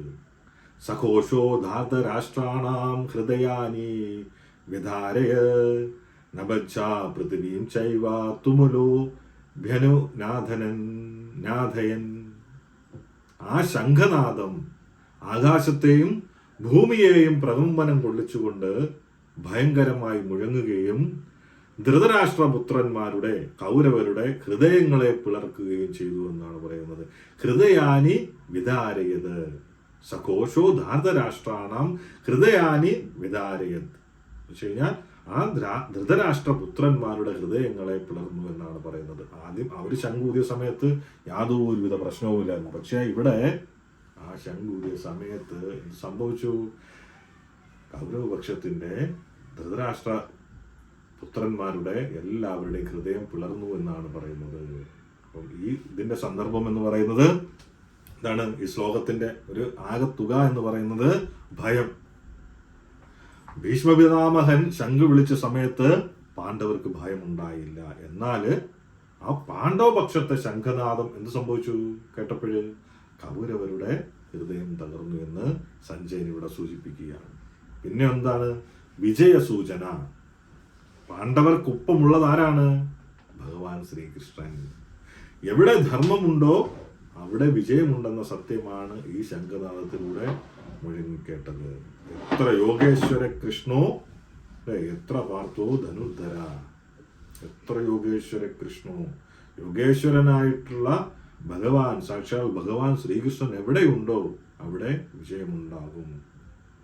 എത്ര പാർത്ഥോ ധനുർധര, വില്ലാളി വീരനായിട്ടുള്ള അർജുനനും ഭഗവാനും എവിടെയുണ്ടോ അവിടെ സത്യവും ധർമ്മവും വിജയവും നീതിയും എല്ലാം ഉണ്ടാകും. പിന്നെ മാനസികമായിട്ടുള്ള തളർച്ച. യുദ്ധം തുടങ്ങുന്നതിന് മുന്നേ തന്നെ കൗരവ സൈന്യം മാനസികമായി പരാജയപ്പെട്ടു എന്നതിൻ്റെ സൂചനയാണ് ഇതെന്ത്? അവരുടെ ഹൃദയങ്ങൾ ഈ ശംഖനാദം കേട്ട സമയത്ത് പിളർന്നു എന്ന് പറയുന്നത്. ഈ ഒരു ശംഖനാദം കൊണ്ട് തന്നെ പാണ്ഡവർക്ക് മാനസികമായിട്ടുള്ള മേൽക്കൈ നേടാനുള്ള വേദി ഒരുങ്ങുകയാണ്. തുടക്കത്തിലെ പാണ്ഡവര് വിജയത്തിലേക്ക് നീങ്ങുന്നതായിട്ടാണ് ഇവിടെ കാണിച്ചിരിക്കുന്നത്. നമ്മൾ എന്താ പറയാ, ചില മത്സരങ്ങളുണ്ട് വിജയം ഉറപ്പിച്ചു വെച്ചിരിക്കും, അല്ലെങ്കിൽ ചില സംഗതികളുണ്ട് നമുക്കറിയാം അതിങ്ങനെ സംഭവിക്കുന്നുള്ളൂ. പക്ഷെ അവസാന സമയത്ത് എന്തെങ്കിലും ഒരു ട്വിസ്റ്റ് ഉണ്ടാവാം, അല്ലേ? അപ്പം അതും ആണെന്ത് ഇവിടെ സംഭവിക്കാൻ പോകുന്നത്. ഇപ്പം കായിക രംഗത്തെയൊക്കെ നാടകീയമായിട്ടുള്ള വെടിത്തിരിവ് പോലെ ക്രിക്കറ്റ് കളിയിലൊക്കെ നമുക്കറിയാം 9 പേരൊക്കെ ഒരുപാട് റണ്ണ് വേണ്ട സമയത്ത് 9 പേരൊക്കെ ഔട്ടാവുന്ന സമയത്ത് ഇനി ഒരാളേ ഉള്ളൂ. അപ്പോഴത്തേക്കിന് എതിർ ടീം വിജയമൊക്കെ പ്രഖ്യാപിക്കും. പക്ഷെ അവസാനം ഇറങ്ങുന്ന ആള് ചില സമയങ്ങളിൽ ഒരുപാട് റണ്ണെടുത്ത് വിജയിപ്പിക്കുന്ന അവസ്ഥ ഉണ്ടാവും. അതാണ് ഇവിടെ പറയാൻ പോകുന്നത്. എന്താണ്? യുദ്ധക്കളത്തിൽ നിൽക്കുന്ന അർജുനൻ ആ കൗരവരോടൊപ്പം ഉള്ളവരെ നിരീക്ഷിക്കാൻ വേണ്ടിയിട്ട് ഭഗവാനോട് എന്ത് പറയും? ഭഗവാനെ, കൃഷ്ണ, ഒരു കാര്യം ചെയ്യും, ആ രഥം കൊണ്ടുചെന്ന് എല്ലാവരുടെയും നടുക്കൊന്ന് നിർത്തൂ, ഞാൻ എല്ലാവരെയും ഒന്ന് കാണട്ടെ എന്ന്. നമുക്ക് തോന്നും എന്തിനു വേണ്ടിയിട്ടായിരിക്കും? കാരണം ഓൾറെഡി ഫിക്സ് ചെയ്തു, ഇന്ന ആൾക്കാരൊക്കെയാണ് എവിടെ യുദ്ധക്കളത്തിലുള്ളത്, ഓൾറെഡി നെയിം കൊടുത്തിട്ടുണ്ട്. പക്ഷെ എന്തിനാണ് അർജുനൻ ഇവരെ കാണാൻ വേണ്ടിയിട്ട് ആഗ്രഹിക്കുന്നത്? അങ്ങനെ കൃഷ്ണൻ എന്ത് ചെയ്യും? അർജുനനെ കൊണ്ടുവരും, രഥത്തിൽ കൊണ്ടുവന്ന് അവരുടെ നടുക്ക് മധ്യത്തില് രഥം സ്ഥാപയതേ, രഥം ആ രണ്ട് സൈന്യത്തിന്റെയും നടുക്ക് കൊണ്ട് നിർത്തും ഭഗവാൻ. അപ്പം അർജുനൻ എന്താണ്? അർജുനൻ തന്റെ ആദരണീയരായിട്ടുള്ള മുതിർന്നവരെയും ഉപദേഷ്ടാക്കളായിട്ടുള്ള അല്ലെങ്കിൽ ഗുരുക്കളായിട്ടുള്ള ഭീഷ്മരെയും ദ്രോണരെയും കാണുന്നു. തന്നെ വളർത്തിയതും ആ യുദ്ധകലകളൊക്കെ പഠിപ്പിച്ചതും ഒക്കെ ആരാണ്? ഇവരാണ്. അങ്ങനെ വികാരഭരിതനാകും ആര്? അർജുനൻ. ഇവിടെയാണ് ട്വിസ്റ്റ് സംഭവിക്കുന്നത്. അപ്പോഴാണ് തിരിച്ചറിവുണ്ടാവുന്നത്. എന്ത്? താൻ ഏറ്റവും കൂടുതൽ സ്നേഹിക്കുന്നവരോട് യുദ്ധം ചെയ്യണമെന്ന തിരിച്ചറിവില് അർജുനൻ നടുങ്ങും. ആ ഒരു കാഴ്ച തന്നെ അർജുനന്റെ ദൃഢനിശ്ചയം, ആ യുദ്ധം ചെയ്യാനുള്ള ആവേശം, അല്ലെങ്കിൽ ആ ആവേശത്തെ കവർന്നെടുക്കുന്ന സമയമാണ് എന്ത്? ആ എല്ലാവരെയും കാണുന്ന സന്ദർഭം. അവിടെ നിന്നാണ് എന്ത്? ആ യുദ്ധത്തിന്റെ ഉദ്ദേശം, എന്തിന് ഞാൻ യുദ്ധം ചെയ്യണം, എന്തിന് ഞാൻ വിജയിക്കണം, ഇതൊക്കെ ചോദ്യം ചെയ്യാൻ അവിടെ നിന്നാണ് തുടങ്ങുന്നത്. കാരണം എന്ത്? തന്റെ മുതിർന്നവരെ മാത്രമല്ല, പിന്നെയോ ഒന്നിലധികം തലമുറകളായിട്ട് വ്യാപിച്ചു കിടക്കുന്ന തന്റെ വിപുലീകൃതമായിട്ടുള്ള വലിയ കുടുംബ പരമ്പരയെ തന്നെയാണെന്ത്? അല്ലെങ്കിൽ അവരെയാണ് കൊല്ലാൻ വേണ്ടിയിട്ട് പോകുന്നത്. ഈ ഒരു സന്ദർഭം, ഈ ഒരു ആന്തരിക സംഘർഷം, ഈ അർജുനന്റെ ഈ ഒരു ആന്തരിക സംഘർഷമാണെന്ത്? ആ ഭഗവത്ഗീതയുടെ വഴിത്തിരിവായിട്ട് മാറുന്നത്. അതിലൂടെ അർജുനന്റെ നിരാശയിലൂടെ എന്ത്? കൃഷ്ണന്റെ ഉപദേശത്തിന് വേദിയൊരുങ്ങുന്നു. അർജുനന്റെ നിരാശയാണ് ഇവിടെ ഭഗവത്ഗീത ഉപദേശിക്കാനുണ്ടായ സാഹചര്യം. അതിലൂടെ എന്ത് സംഭവിക്കും? ആഴത്തിലുള്ള ദാർശനികമായിട്ടുള്ള ചർച്ചകൾ നടക്കും. അങ്ങനെ അർജുനനെ വ്യക്തതയിലേക്കും പരിഹാരത്തിലേക്കും നയിക്കുകയും ചെയ്യും.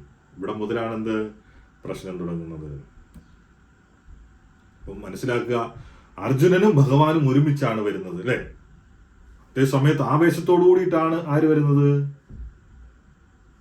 ഇവർ രണ്ടുപേരും വരുന്നത്. അർജുനനും ഭഗവാനും വരുന്ന സമയത്ത് ഇവർ രണ്ടുപേരും മാത്രമേ ഉള്ളൂ, അല്ലെ?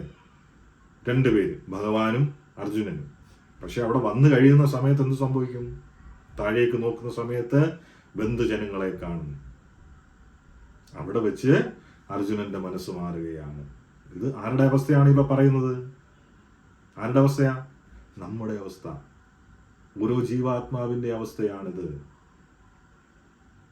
നമ്മളും ഭഗവാനെ മറന്നു. അവിടെ അതാണ് സംഭവിച്ചത്. യോഗാവസ്ഥയിലാണ് വരുന്നത് ഭഗവാൻ, അർജുനൻ. ഇവർ രണ്ടുപേരും മാത്രമേ ഉള്ളൂ.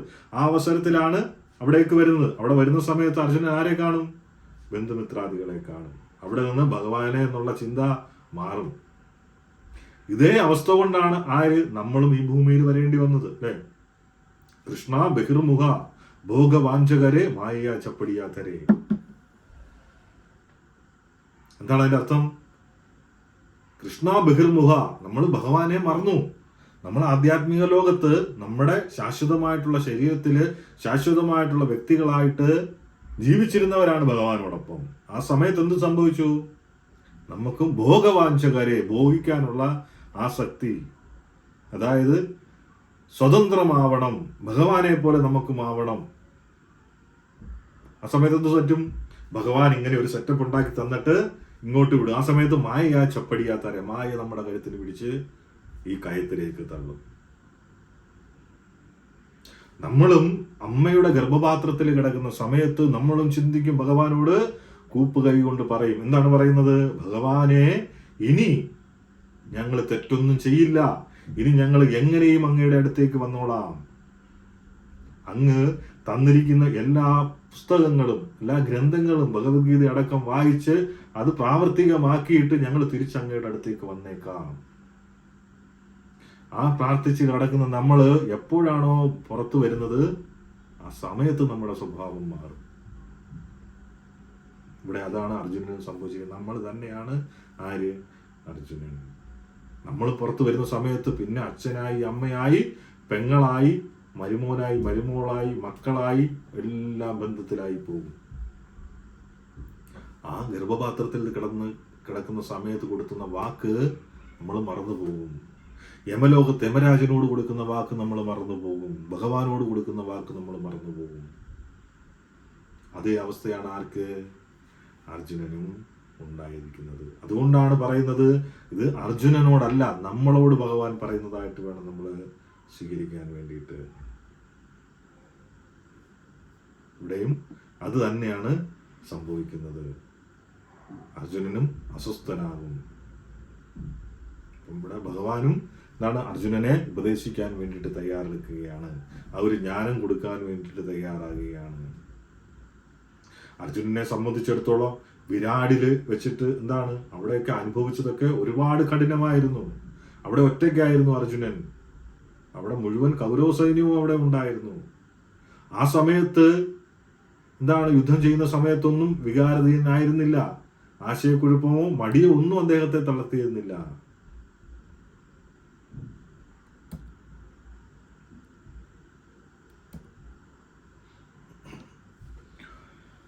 അപ്പൊ ഇവിടെ അദ്ദേഹം പറയുകയാണ്, കൃഷ്ണനോട് പറയുകയാണ്, ഒഴിവുകഴിവ് പറയുകയാണ്. ആ ധർമ്മത്തിൽ നിന്ന് ഒളിച്ചോടാൻ വേണ്ടി, യുദ്ധം ചെയ്യാതിരിക്കാൻ വേണ്ടിയിട്ട് 1-ാമത്തെ അധ്യായത്തിൽ 31-ാമത്തെ ശ്ലോകത്തിൽ എന്താ പറയാ? നജശ്രേയോ അനുപശ്യാമി ഹത്വാ സ്വജനമാഹവേ ന കാംക്ഷേ വിജയം കൃഷ്ണ നച രാജ്യം സുഖാനിച്ച. നശ്രേയോ അനുപശ്യാമി ഹത്വാ സ്വജനമാഹവേ ന കാംക്ഷേ വിജയം കൃഷ്ണ നച രാജ്യം സുഖാനിച്ച. കൃഷ്ണ, ഈ യുദ്ധത്തില് എന്റെ സ്വന്തം ബന്ധുക്കളെ കൊന്നൊടുക്കുന്നത് കൊണ്ട് യാതൊരു നന്മയും ഉണ്ടാകുമെന്ന് ഞാൻ കാണുന്നില്ല. എനിക്ക് വിജയമോ രാജ്യഭരണമോ സുഖഭോഗങ്ങളോ ഒന്നും തന്നെ വേണ്ട. നമ്മളെന്താണ് പറയുന്നത്? ഭഗവത്ഗീത പഠിക്കാൻ വിളിക്കുന്ന സമയത്ത് ഒരു ദിവസം ഇത്രയും സമയം നമ്മൾ മാറ്റിവെക്കാൻ പറയുന്ന സമയത്ത് നമ്മൾ എന്ത് പറയും? മോളെ നോക്കണം, അച്ഛനെ നോക്കണം, അമ്മയെ നോക്കണം, ഇതെല്ലാം ഒന്നും വേണ്ട എന്നല്ല പറയുന്നത് കേട്ടോ. പക്ഷെ കുറച്ച് സമയം മാറ്റിവെക്കാൻ പറഞ്ഞാൽ നമ്മൾ പറയുന്ന ഒഴിവുകളാണ് ഇതൊക്കെ, അല്ലേ? ഒന്ന് ചിന്തിക്കുക. അച്ഛൻ്റെയോ അമ്മയുടെയോ കൂടെ അല്ല നമ്മൾ വന്നത്. തിരിച്ചു പോകുന്നത് ഇവരുടെ ആരുടെയും കൂടെ അല്ല. ആണോ? അല്ല. നമ്മൾ ആരുടെ കൂടെയാണ് വന്നത്? ഭഗവാന്റെ കൂടെയാണ് വന്നത്. തിരിച്ചു പോകേണ്ട ആരുടെ കൂടെയാണ്? ഭഗവാന്റെ കൂടെയാണ് പോകേണ്ടത്. അപ്പം ആ ഭഗവാന്റെ കൂടെ വരുന്ന സമയത്ത് ജീവിതത്തിൽ കുറച്ച് സമയമെങ്കിലും നമ്മൾ ആ ഭഗവാന്റെ കൂടെ ജീവിക്കണം, വേണ്ടേ? ഇല്ല എങ്കിൽ പോകുന്ന സമയത്ത് എന്ത് സംഭവിക്കും? ഭഗവാന്റെ സ്ഥലത്തേക്ക് നമുക്ക് പോകാൻ സാധിക്കില്ല. ഗീത നമുക്ക് വേണ്ടിയിട്ടാണ് ഉപദേശിച്ചത്. അതനുസരിച്ച് ജീവിച്ചാലേ നമുക്ക് എന്ത് പറ്റൂ? ഈ ജനന മരണ ചക്രത്തിൽ നിന്ന് മാറാൻ വേണ്ടി പറ്റൂ. ഇവിടെ തുടക്കത്തിൽ എന്താണ്? അർജുനന്റെ മരണഭയത്തെയാണ് ഭഗവാൻ മാറ്റാൻ പോകുന്നത് 2-ാമത്തെ അധ്യായത്തില്. അപ്പം നമ്മളും അത് മനസ്സിലാക്കണം. നമ്മൾ ഒറ്റയ്ക്ക് വന്ന് ഒറ്റയ്ക്ക് പോകേണ്ടവരാ. നമ്മുടെ കൂടെ ഉള്ളത് പരമാത്മാവായിട്ടുള്ള ഭഗവാൻ മാത്രം. അത് നമ്മൾ മനസ്സിലാക്കണം. ഇവിടെ അർജുനൻ യുദ്ധം ഒഴിവാക്കാൻ വേണ്ടിയിട്ട് ശ്രമിക്കുന്നു. സെയിം എന്താണ് സെയിം സംഗതിയാണ് ഇവിടെ വരുന്നത്. നമ്മുടെ ജീവിതത്തിൽ നമ്മൾ വരുന്നത് എങ്ങനെ വരുന്നത്? നാമം ജപിക്കാൻ പറയുന്ന സമയത്ത് നാമം ജപിക്കില്ല. അമ്പലത്തിൽ പോകാൻ പറയുന്ന സമയത്ത് അമ്പലത്തിൽ പോവില്ല. ധർമ്മം അനുഷ്ഠിക്കാൻ പറഞ്ഞാൽ നമ്മൾ ആ ധർമ്മം അനുഷ്ഠിക്കില്ല. നമ്മളെന്ത് പറയും? എൻ്റെ മക്കൾക്ക് ആരുണ്ട്? എൻ്റെ മക്കളെ ആര് നോക്കും? എൻ്റെ അച്ഛൻ ആരുണ്ട്? എൻ്റെ അച്ഛനെ ആര് നോക്കും? അയൽ വീട്ടുകാരെ ആര് നോക്കും? അയൽ വീട്ടിലെ കല്യാണത്തിന് ആര് പോകും?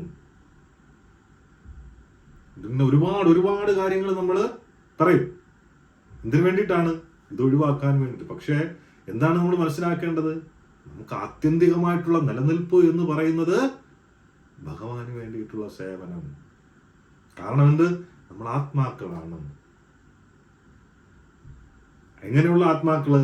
ഭഗവാന്റെ അംശമായ ശാശ്വതമായിട്ടുള്ള ആത്മാക്കള്. ഇത് നമ്മുടെ സ്ഥലമല്ല ഈ ഭൂമി.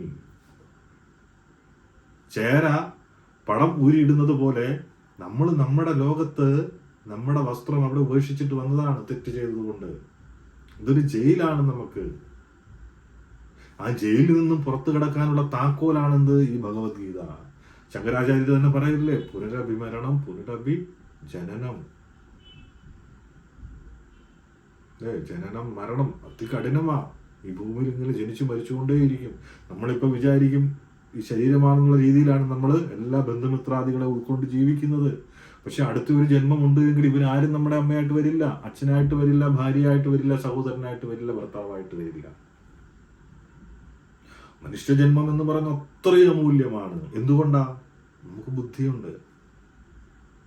അതുകൊണ്ടാണ് മനുഷ്യനെ സൃഷ്ടിച്ചതിന് മുമ്പ് ഭഗവാൻ നമുക്ക് ഗ്രന്ഥങ്ങൾ തന്നത്.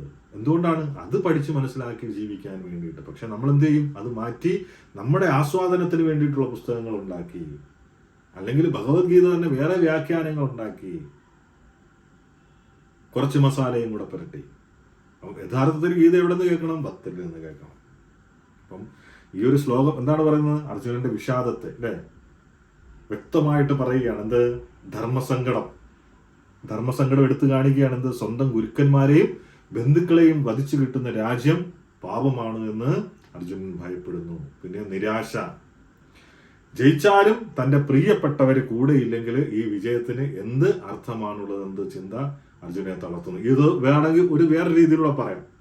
നമ്മളൊരു കാറും ഒക്കെ മേടിച്ച് ബൈക്കും ഒക്കെ മേടിച്ചു കഴിഞ്ഞാൽ 10 പേര് കാണാനില്ല എങ്കിൽ മേടിച്ചിട്ട് കാര്യമുണ്ടോ? ഒരു കാര്യമില്ല. നമ്മളൊരു 4 നില വീട് വെക്കും. എന്തുകൊണ്ടാ? 4 പേരെ കാണിക്കാൻ വേണ്ടിയിട്ട്. കിടക്കാനാണെങ്കിൽ 2 റൂമിന്റെ മതി. അപ്പം ഇത് കാണാൻ വേണ്ടി ആളില്ല എങ്കിൽ പിന്നെ ഞാനിതൊക്കെ ഉണ്ടാക്കിയിട്ട് എന്ത് കാര്യം? ആ ഒരു ചിന്ത കൂടി നമുക്ക് വേണമെങ്കിൽ പറയാം. പിന്നെ നിസ്വാർത്ഥതയുടെ വേഷം. പുറമെ നിസ്വാർത്ഥനെന്ന് തോന്നുമെങ്കിലും യഥാർത്ഥത്തില് തന്റെ കടമയിൽ നിന്ന് ഒളിച്ചോടാൻ അല്ലെങ്കിൽ കടമയിൽ നിന്ന് പിന്മാറാനാണ് എന്ത് അർജുനൻ ഇവിടെ ശ്രമിക്കുന്നത്. ഈ ഒരു മാനസികാവസ്ഥയിൽ നിന്നാണ് പിന്നീട് ഭഗവാൻ കൃഷ്ണൻ അർജുനനെ തന്റെ കർമ്മപദത്തിലേക്ക് നയിക്കുന്ന ഗീത ഉപദേശിക്കുന്നത്. അപ്പൊ ഈ ഒരു ശ്ലോകം അർജുനന്റെ വിഷാദത്തെ വ്യക്തമായിട്ട് ചിത്രീകരിക്കുന്നുണ്ട്. പിന്നീട് എന്താണ് അർജുനൻ പറയുന്നത്? കുലധർമ്മം എന്ന് ഉപയോഗിക്കുന്നുണ്ട്. കുലധർമ്മം, എൻ്റെ കുലത്തിന്റെ ധർമ്മം നശിച്ചു പോകും. രാജവംശത്തെ കൊല്ലുന്നത് പ്രയാസമാണ്. ആ എൻ്റെ രാജവംശത്തെ നശിപ്പിക്കാൻ എനിക്ക് എങ്ങനെ കഴിയും? പലരും ചിന്തിക്കും അർജുനൻ ഇവിടെ ഒരു ഭീരുവായിട്ടാണ് എന്ന്. പക്ഷെ അർജുനൻ അവിടെ ഒരു ഭീരുവായിട്ട് മാറിയിട്ടില്ല. കാരണം എന്തുകൊണ്ടാ? അവിടെ ഒരിക്കലും പോലും അർജുനൻ സ്വന്തം മരണത്തെക്കുറിച്ച് അവിടെ ഭയപ്പെട്ടിട്ടില്ല. ആ ഒരു രീതിയിൽ അർജുനൻ അവിടെ സംസാരിച്ചിട്ടില്ല. പക്ഷെ അവിടെ ഭയമുണ്ട്, സംശയമില്ല. അർജുനന് ഭയമുണ്ട്. എന്താണ് അർജുനൻ പറയുന്നത്? ഇതൊക്കെ കണ്ടിട്ട് എൻ്റെ ശരീരം ചുട്ടു പൊള്ളുന്നു, രോമങ്ങൾ എണീറ്റ് നിൽക്കുന്നു, കൈകാലുകൾ വിറയ്ക്കുന്നു, എൻ്റെ ചർമ്മം കത്തുന്നു, അല്ലെ, എൻ്റെ വില്ല് വഴുതി താഴെ വീഴുന്നു. അപ്പൊ ഇതെല്ലാം സൂചിപ്പിക്കുന്നത് ഒരു വികാരത്തിൽ വലയുന്നുണ്ട് അർജുനൻ. അപ്പം ഒരു തലത്തില് അദ്ദേഹത്തിന് ഭയമുണ്ട്, പക്ഷെ അത് സ്വന്തം മരണഭയം അല്ല. അപ്പം എന്തെങ്കിലും കൊറോണ പോലെയുള്ള ഒരു അസുഖം വരുന്ന സമയത്ത് എന്തുണ്ടാവും? 2 രീതിയിൽ നമുക്ക് ചെയ്യാം. ആ സമയത്ത് അവിടുത്തെ രാജാവിനും അസുഖമുണ്ട്. ഒരു ഡോക്ടറെ സംബന്ധിച്ചിടത്തോളം ആ ഡോക്ടർക്ക് എന്ത് വേണം? ആ രാജാവിനെ ചികിത്സിക്കണം. പക്ഷെ രാജാവ് പിന്മാറും. എന്തിനു വേണ്ടി? എന്തുകൊണ്ടാ? 2 രീതിയിൽ അദ്ദേഹത്തിന് ഭയം ഉണ്ടാകാം. ഒന്നുകിൽ എൻ്റെ ചികിത്സ കൊണ്ട് അദ്ദേഹത്തിന് എന്തെങ്കിലും സംഭവിച്ചാലോ, ശരിയായിട്ടുള്ള ചികിത്സ നൽകാതിരുന്നാലോ. പിന്നെ ഒന്നുകൂടെ ചിന്തിക്കുക, എന്ത്? അദ്ദേഹത്തിന് അത്രയും അസുഖമുണ്ട്, അത് എനിക്ക് കൂടി പകർന്നാലോ? ആ ഒരു രീതിയിൽ. അപ്പോൾ ആ രണ്ട് രീതിയിലുള്ള ഭയം എവിടെയുണ്ട്? അർജുനനും സംഭവിച്ചിട്ടുണ്ട്.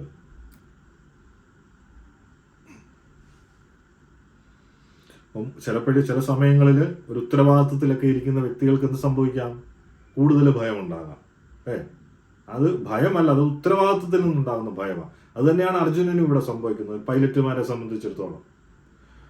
അപ്പം നല്ല രീതിയിൽ എല്ലാം ട്രെയിൻ ചെയ്ത പൈലറ്റ്, അദ്ദേഹത്തിന്റെ കൂടെ സഹ പൈലറ്റുമാണ്. പക്ഷെ പുറകിലിരിക്കുന്ന വ്യക്തികൾ ഇത്രയും പേരും എന്താണ്? അദ്ദേഹത്തിൽ വിശ്വാസം അർപ്പിച്ചതുകൊണ്ടാണ് മുന്നേക്ക് പോകുന്നത്, ആ ഫ്ലൈറ്റിൽ ഇരിക്കുന്നത്. അപ്പൊ അദ്ദേഹത്തിന് എന്താണ്? ആ ഉത്തരവാദിത്വം കൊണ്ടുള്ള ഭയമാണ് വരുന്നത്. എന്തുകൊണ്ടാണ് അർജുനനെ ഇവിടെ സംബന്ധിച്ചിടത്തോളം ആ ഉത്തരവാദിത്വത്തിന്റെ ഭയമാണ് ആരിൽ നിന്ന് വരുന്നത്? അർജുനനിൽ നിന്ന് വരുന്നത്. കാരണം എന്താണ്? കുലധർമ്മം, കുലം നശിച്ചു പോകും, പിന്നെ ബന്ധുമിത്രാദികളെ കൊല്ലേണ്ടി വരും. താനൊരു തെറ്റ് ചെയ്തു കഴിഞ്ഞാൽ എല്ലാവരും നഷ്ടപ്പെടും, എല്ലാവരുടെയും ജീവൻ നഷ്ടപ്പെടും. കുലധർമ്മം, ഈ ആണുങ്ങളൊക്കെ മരിച്ചു കഴിഞ്ഞാൽ എന്ത് സംഭവിക്കും? അവിടെയുള്ള സ്ത്രീകളെല്ലാം ഒറ്റപ്പെട്ടു പോകും. പിന്നീട് എന്താണ്? വഴിപഴിച്ചവരായി പോകാം. പിന്നീട് എന്താണ്? കുലധർമ്മമില്ലാത്ത കുട്ടികളായിരിക്കും ജനിക്കുന്നത്.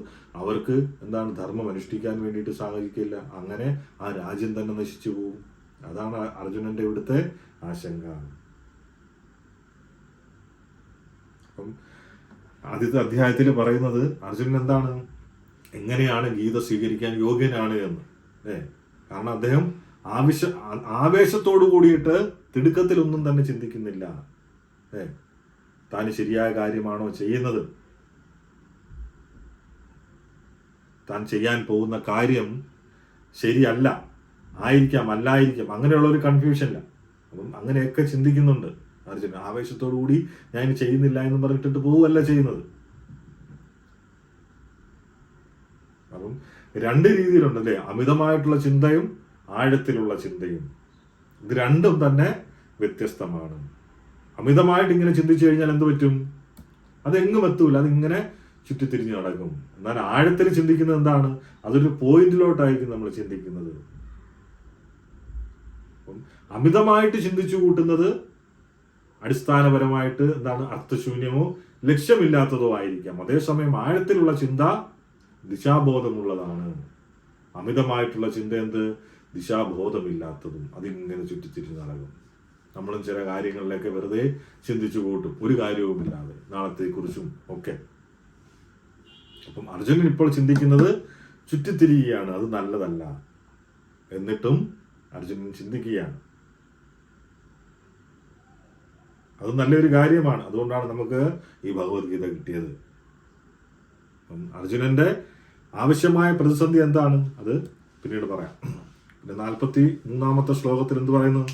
ഉത്സന്ന കുലധർമാണാം മനുഷ്യാനാം ജനാർദ്ദന നരകേ നിയതം വാസോ ഭവതീത്യ അനുശുശ്രുമ. ഉത്സന്ന കുലധർമാണ, ഹേ ജനാർദ്ദന, ഹേ കൃഷ്ണ, കുലധർമ്മങ്ങൾ, കുടുംബ പാരമ്പര്യങ്ങൾ നശിച്ചു പോയ മനുഷ്യർക്ക് എന്നും നരകത്തിലാണ് താമസമെന്ന്, നരകത്തിലാണ് വാസമെന്ന് ആര് പറയുന്നു? ആചാര്യന്മാരിൽ നിന്നും ഞാൻ കേട്ടിട്ടുണ്ട്. അപ്പം ഇവിടെയാണ് ആ യുദ്ധം മൂലം ഉണ്ടാകുന്ന നാശത്തെക്കുറിച്ച് ആര് ഭയപ്പെടുന്നത്? അർജുനൻ ഭയപ്പെടുന്നത്. എന്താണ്? ഉത്സന്ന കുലധർമാണ മനുഷ്യാനാം ജനാർദ്ദന നരകേ നിയതം വാസോ ഭവതീത അനുശുശ്രുമ. ഹേ ജനാർദ്ദന, കൃഷ്ണ, കുലധർമ്മങ്ങള്, കുടുംബ പാരമ്പര്യങ്ങള് നശിച്ചു പോയ മനുഷ്യർക്ക് എന്നും നരകത്തിലാണ് വാസമെന്ന് ആചാര്യന്മാരിൽ നിന്ന് ഞാൻ കേട്ടിട്ടുണ്ട്. ഇതാണ് യുദ്ധം മൂലമുണ്ടാകുന്ന നാശത്തെക്കുറിച്ച് അർജുനൻ ഭയപ്പെടുന്ന സന്ദർഭം. എന്തുകൊണ്ടാണ്? ധർമ്മച്യുതി. കുറച്ച് മുമ്പേ പറഞ്ഞതുപോലെ യുദ്ധത്തില് കുടുംബത്തിലെ മുതിർന്നവര് കൊല്ലപ്പെടുന്ന സമയത്ത് എന്താവും? ആ കുടുംബത്തിലെ ആചാരങ്ങളും ധർമ്മങ്ങളും സംരക്ഷിക്കപ്പെടാതെ വരും. പിന്നെയോ നരകവാസം, നരകേ നിയതം വാസോ, നരകവാസം, ആ കുടുംബത്തിന്റെ നന്മയ്ക്കും പവിത്രതയ്ക്കും കാരണമായിട്ടുള്ള കുലധർമ്മങ്ങൾ ഇല്ലാതാവുന്നത് എന്താണ്? വലിയ പാപമാണെന്നും അങ്ങനെയുള്ളവർക്ക് നരകപ്രാപ്തിയാണ് ലഭിക്കുന്നതെന്നും അർജുനൻ വാദിക്കുന്നു. പക്ഷെ അങ്ങനെ ഉണ്ടാവുന്ന കുട്ടികൾ, കുലധർമ്മമൊക്കെ നഷ്ടപ്പെട്ടു പോകുന്നവർക്കൊക്കെ എന്താണ് സംഭവിക്കുക? നരകവാസം. ആര് കാരണമായിരിക്കാം? അർജുനൻ കാരണം. അതാണ് അർജുനനെ ഭയപ്പെടുത്തുന്ന കാര്യം. പിന്നെയോ പാരമ്പര്യം. സ്വന്തം യുക്തിയേക്കാൾ ഉപരിയായിട്ട് എന്താണ്? മുമ്പുള്ള ആചാര്യന്മാരിൽ നിന്നും ശാസ്ത്രങ്ങളിൽ നിന്നും ലഭിച്ച അറിവിനെ അനുശുശ്രൂമ അർജുനൻ ഇവിടെ ആധാരമാക്കിയിട്ട് പറയുന്നത്. അർജുനൻ വെറുതെ പറയുന്നതല്ല. എന്താണ് പറയുന്നത്? ആചാര്യന്മാരെല്ലാം ഇത് തന്നെയാണ് പറഞ്ഞിട്ടുള്ളത്. ഹേ ജനാർദ്ദന, കുലധർമ്മങ്ങൾ നശിച്ചുപോയ മനുഷ്യർക്ക് എന്നും നരകത്തിലാണ് താമസമെന്ന് ആചാര്യന്മാരിൽ നിന്നും ഞങ്ങൾ കേട്ടിട്ടുണ്ട്. ഉത്സന്ന കുലധർമാന മനുഷ്യാനം ആ മനുഷ്യനാണ്. അത് ആരായാലും ജനാർദ്ദനം അല്ലെങ്കിൽ കൃഷ്ണൻ അല്ലെ, മനുഷ്യാനാം ജനാർദ്ദനം നരകേ വെച്ച് കഴിഞ്ഞാൽ നരകം.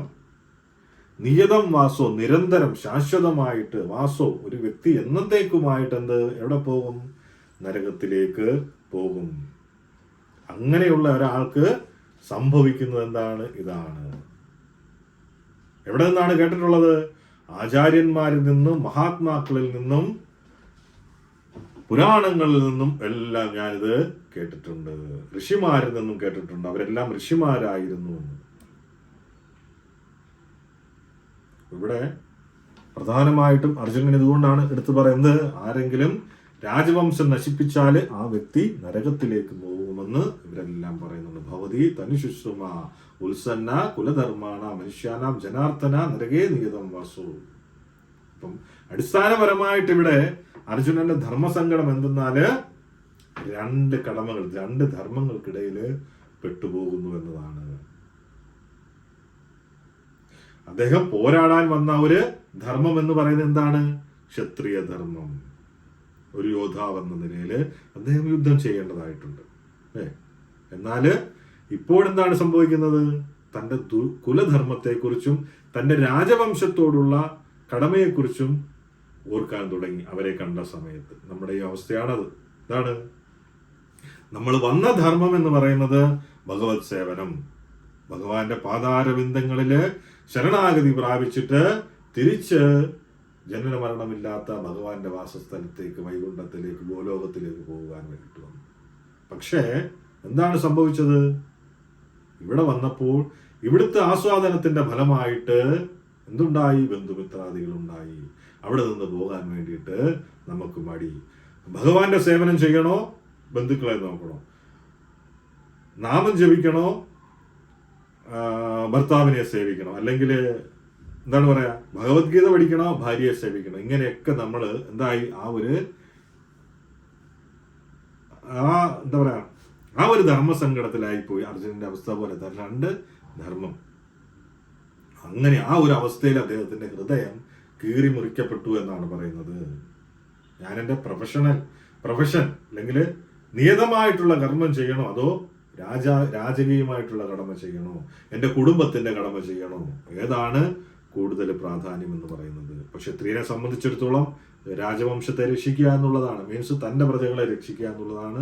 യുദ്ധം ചെയ്തേ പറ്റൂ. അതിനൊരു ഉദാഹരണം പറഞ്ഞു കഴിഞ്ഞാൽ, ഒരു ഡോക്ടർ അടുത്തേക്ക് ഒരു രോഗി വരുമ്പോൾ അദ്ദേഹത്തിന് ഒരു അവയവം മാറ്റി വെച്ച് കഴിഞ്ഞാൽ അദ്ദേഹം രക്ഷപ്പെടും, 100% ഉറപ്പാണ്. ഇതേ സമയത്ത് ഇദ്ദേഹത്തിന്റെ മകൻ ഒരു ആക്സിഡന്റ് എന്തോ സംഭവിച്ചിട്ട് വെന്റിലേറ്ററിന്റെ സഹായത്തോട് കൂടിയിട്ട് കിടക്കുകയാണ്. ആ വെന്റിലേറ്റർ മാറ്റി കഴിഞ്ഞാൽ അദ്ദേഹത്തിന്റെ മകൻ മരിച്ചുപോകും.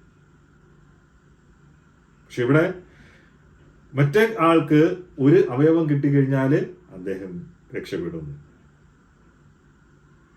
അപ്പം ഇവിടെ ഏറ്റവും കൂടുതൽ സാധ്യത എന്ന് പറയുന്നത് ഈ ഒരു വെന്റിലേറ്റർ മാറ്റി കഴിഞ്ഞാൽ അവിടുന്ന് ഒരു അവയവം കിട്ടും, അതെടുത്ത് അവിടെ മാറ്റി വെക്കുക. കാരണം എന്തുകൊണ്ടാണ്? അവിടെ സർവൈവലിന് സാധ്യത കൂടുതലാണ് അല്ലേ? ആ അവയവം മാറ്റി വെക്കുന്ന ആൾക്ക് ഈ ഒരു അവയവം മാറ്റി വെച്ച് കഴിഞ്ഞാൽ എന്ത് സംഭവിക്കും?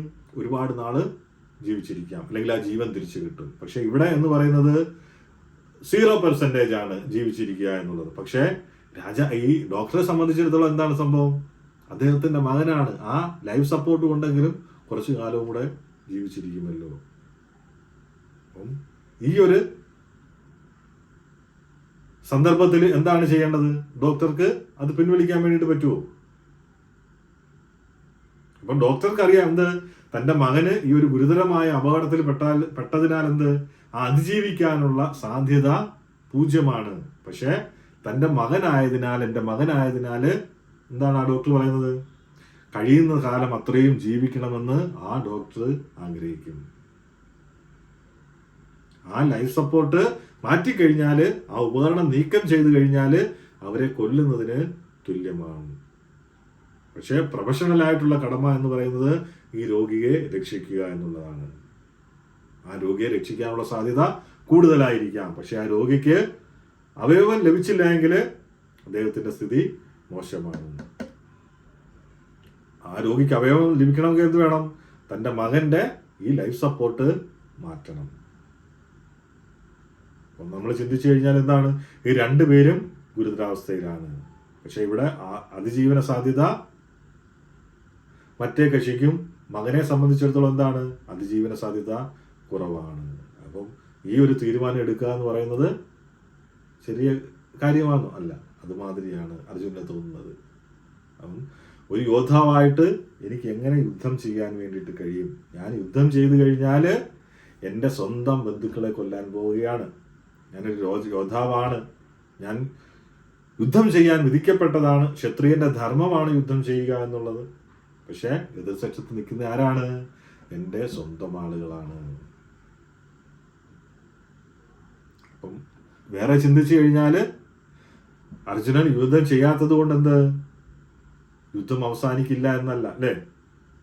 അർജുനന് യുദ്ധം ചെയ്യാൻ താല്പര്യമില്ലായിരിക്കും, പക്ഷെ രാജ്യം നിലനിർത്താൻ വേണ്ടിയിട്ട് യുദ്ധം ചെയ്യണം. ആരെങ്കിലും യുദ്ധം ചെയ്യണം. ആ രാജ്യത്തിന്മേലുള്ള അവകാശവാദം ഉപേക്ഷിച്ച് അവരെവിടെ പോയാലും എന്ത്, കൗരവരവരെ പിന്തുടരും. ആ സമയത്ത് എന്തായാലും അർജുനൻ തിരിച്ചടിക്കേണ്ടതായിട്ടും വരും, അല്ലേ?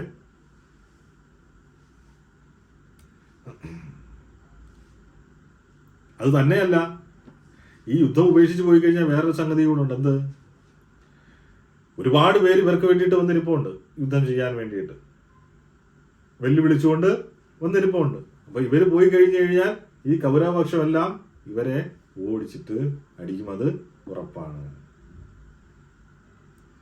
ഇവിടെ അധ്യായം അവസാനിക്കുന്നിടത്ത് എന്താണ് പറയുന്നത്? ആ യുദ്ധം ഭയാനകമാണ് എന്ന് കാണുന്നു, തൻ്റെ കുലധർമ്മത്തെക്കുറിച്ചൊക്കെ സംസാരിക്കുന്നു. എങ്ങനെയെങ്കിലും ആ യുദ്ധത്തിൽ നിന്ന് ഒളിച്ചോടാൻ വേണ്ടിയിട്ട് അർജുനൻ ശ്രമിക്കുന്നു. തൻ്റെ വില്ല് മാറ്റിവെക്കുന്നതോടുകൂടിയാണ് എന്ത്, ആ ഒരു അധ്യായം അവസാനിക്കുന്നത്. ഞാൻ യുദ്ധം ചെയ്യില്ല, അല്ലേ? എനിക്ക് ഒന്നും മനസ്സിലാകുന്നില്ല. അടുത്ത അധ്യായത്തിൽ എന്താണ്, ഭഗവാൻ അർജുനനെ ഉപദേശിച്ചു തുടങ്ങുകയാണ്. ഇത് എപ്പോഴും നമ്മൾ ശ്രദ്ധിക്കുക, ഇത് നമ്മൾക്ക് വേണ്ടിയിട്ടാണ് പറയുന്നത്. അർജുനൻ എന്ന് പറയുന്ന വ്യക്തി ആരാണ്? നാം ഓരോരുത്തരുമാണ്. നമ്മൾ കഥകൾ കേൾക്കുമ്പോൾ, കഥകൾ പറയുന്ന സമയത്ത് നമ്മൾ അതിന്റെ തത്വം മനസ്സിലാക്കണം. നിസ്സാരമായിട്ടുള്ളൊരു സംഗതിയല്ല ഭഗവത്ഗീത, ഒരു കഥപുസ്തകമല്ല ഭഗവത്ഗീത. അത് തത്വമാണ്. എന്തിനു വേണ്ടിയിട്ട്? നമുക്ക് വേണ്ടിയിട്ട്. നാമും ഭഗവാനും തമ്മിലുള്ള സംവാദമാണ് അതിനകത്ത്.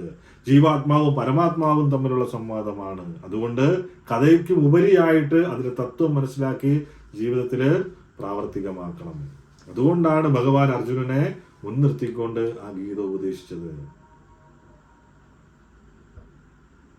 അപ്പം ഇവിടെ ഈ ഗീത, ഭഗവത്ഗീത പഠിക്കുന്ന സമയത്ത് സംസ്കൃത ശ്ലോകങ്ങൾ എന്ന് പറയുന്നത് അതിന്റെ സന്ദർഭം അനുസരിച്ചാണ് അതിന്റെ അർത്ഥങ്ങൾ മാറിക്കൊണ്ടിരിക്കുന്നത്. അതുകൊണ്ട് തന്നെ എന്ത് വേണം, ആ ഭഗവത്ഗീത അർത്ഥവ്യാഖ്യാനങ്ങൾ എഴുതുന്ന വ്യക്തിക്ക് ഉറപ്പായിട്ടും എന്തായിരിക്കണം, ആ ഭഗവാനെ കുറിച്ച് ഒരു ധാരണ ഉണ്ടായിരിക്കണം, ഭഗവാന്റെ ഭക്തനായിരിക്കണം. ഇപ്പം ഭൗമശാസ്ത്രത്തിലോ മറ്റോ ഒരു പുസ്തകമുണ്ട്, അത് വേറൊരു രീതിയിലോട്ട്, ഒരു ഇംഗ്ലീഷിലോട്ടോ എവിടെയായിട്ടും വിവർത്തനം ചെയ്യണമെങ്കിൽ എന്ത് വേണം, ഇംഗ്ലീഷ് അറിയാവുന്ന ഒരു വ്യക്തിക്ക് അത് വിവർത്തനം ചെയ്യാം, അല്ലെ? ഒരർത്ഥം എടുത്തിട്ട്. പക്ഷേ എങ്കിൽ അദ്ദേഹത്തിനും ആ ഭൗമശാസ്ത്രീയപരമായിട്ട് എന്തുണ്ടായിരിക്കണം, അറിവുണ്ടായിരിക്കണം. എങ്കിലേ എന്ത് പറ്റൂ, എന്താണ് കറക്റ്റായിട്ട് അവിടെ പറഞ്ഞിരിക്കുന്നത്, എന്താണ് അതിന്റെ അർത്ഥം എന്ന് ഈ വ്യാഖ്യാനിക്കാൻ വേണ്ടിയിട്ട് സാധിക്കൂ. ശരിയല്ലേ? ഇല്ല എങ്കിൽ എന്ത് സംഭവിക്കും, അതിന്റെ ശരിയായിട്ടുള്ള അർത്ഥം മറ്റുള്ളവരിലേക്ക് എത്തുകയില്ല. അതുപോലെ തന്നെയാണ് ഭഗവത്ഗീത.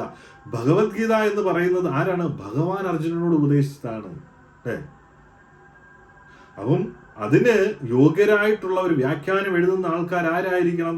ഭഗവാനിൽ നിന്ന് വരുന്നവരായിരിക്കണം, ഭഗവാന്റെ പരമ്പരയിൽ നിന്ന് വരുന്നവരായിരിക്കണം, ഭഗവാന്റെ ഭക്തരായിരിക്കണം, ഭഗവാന്റെ സുഹൃത്തായിരിക്കണം.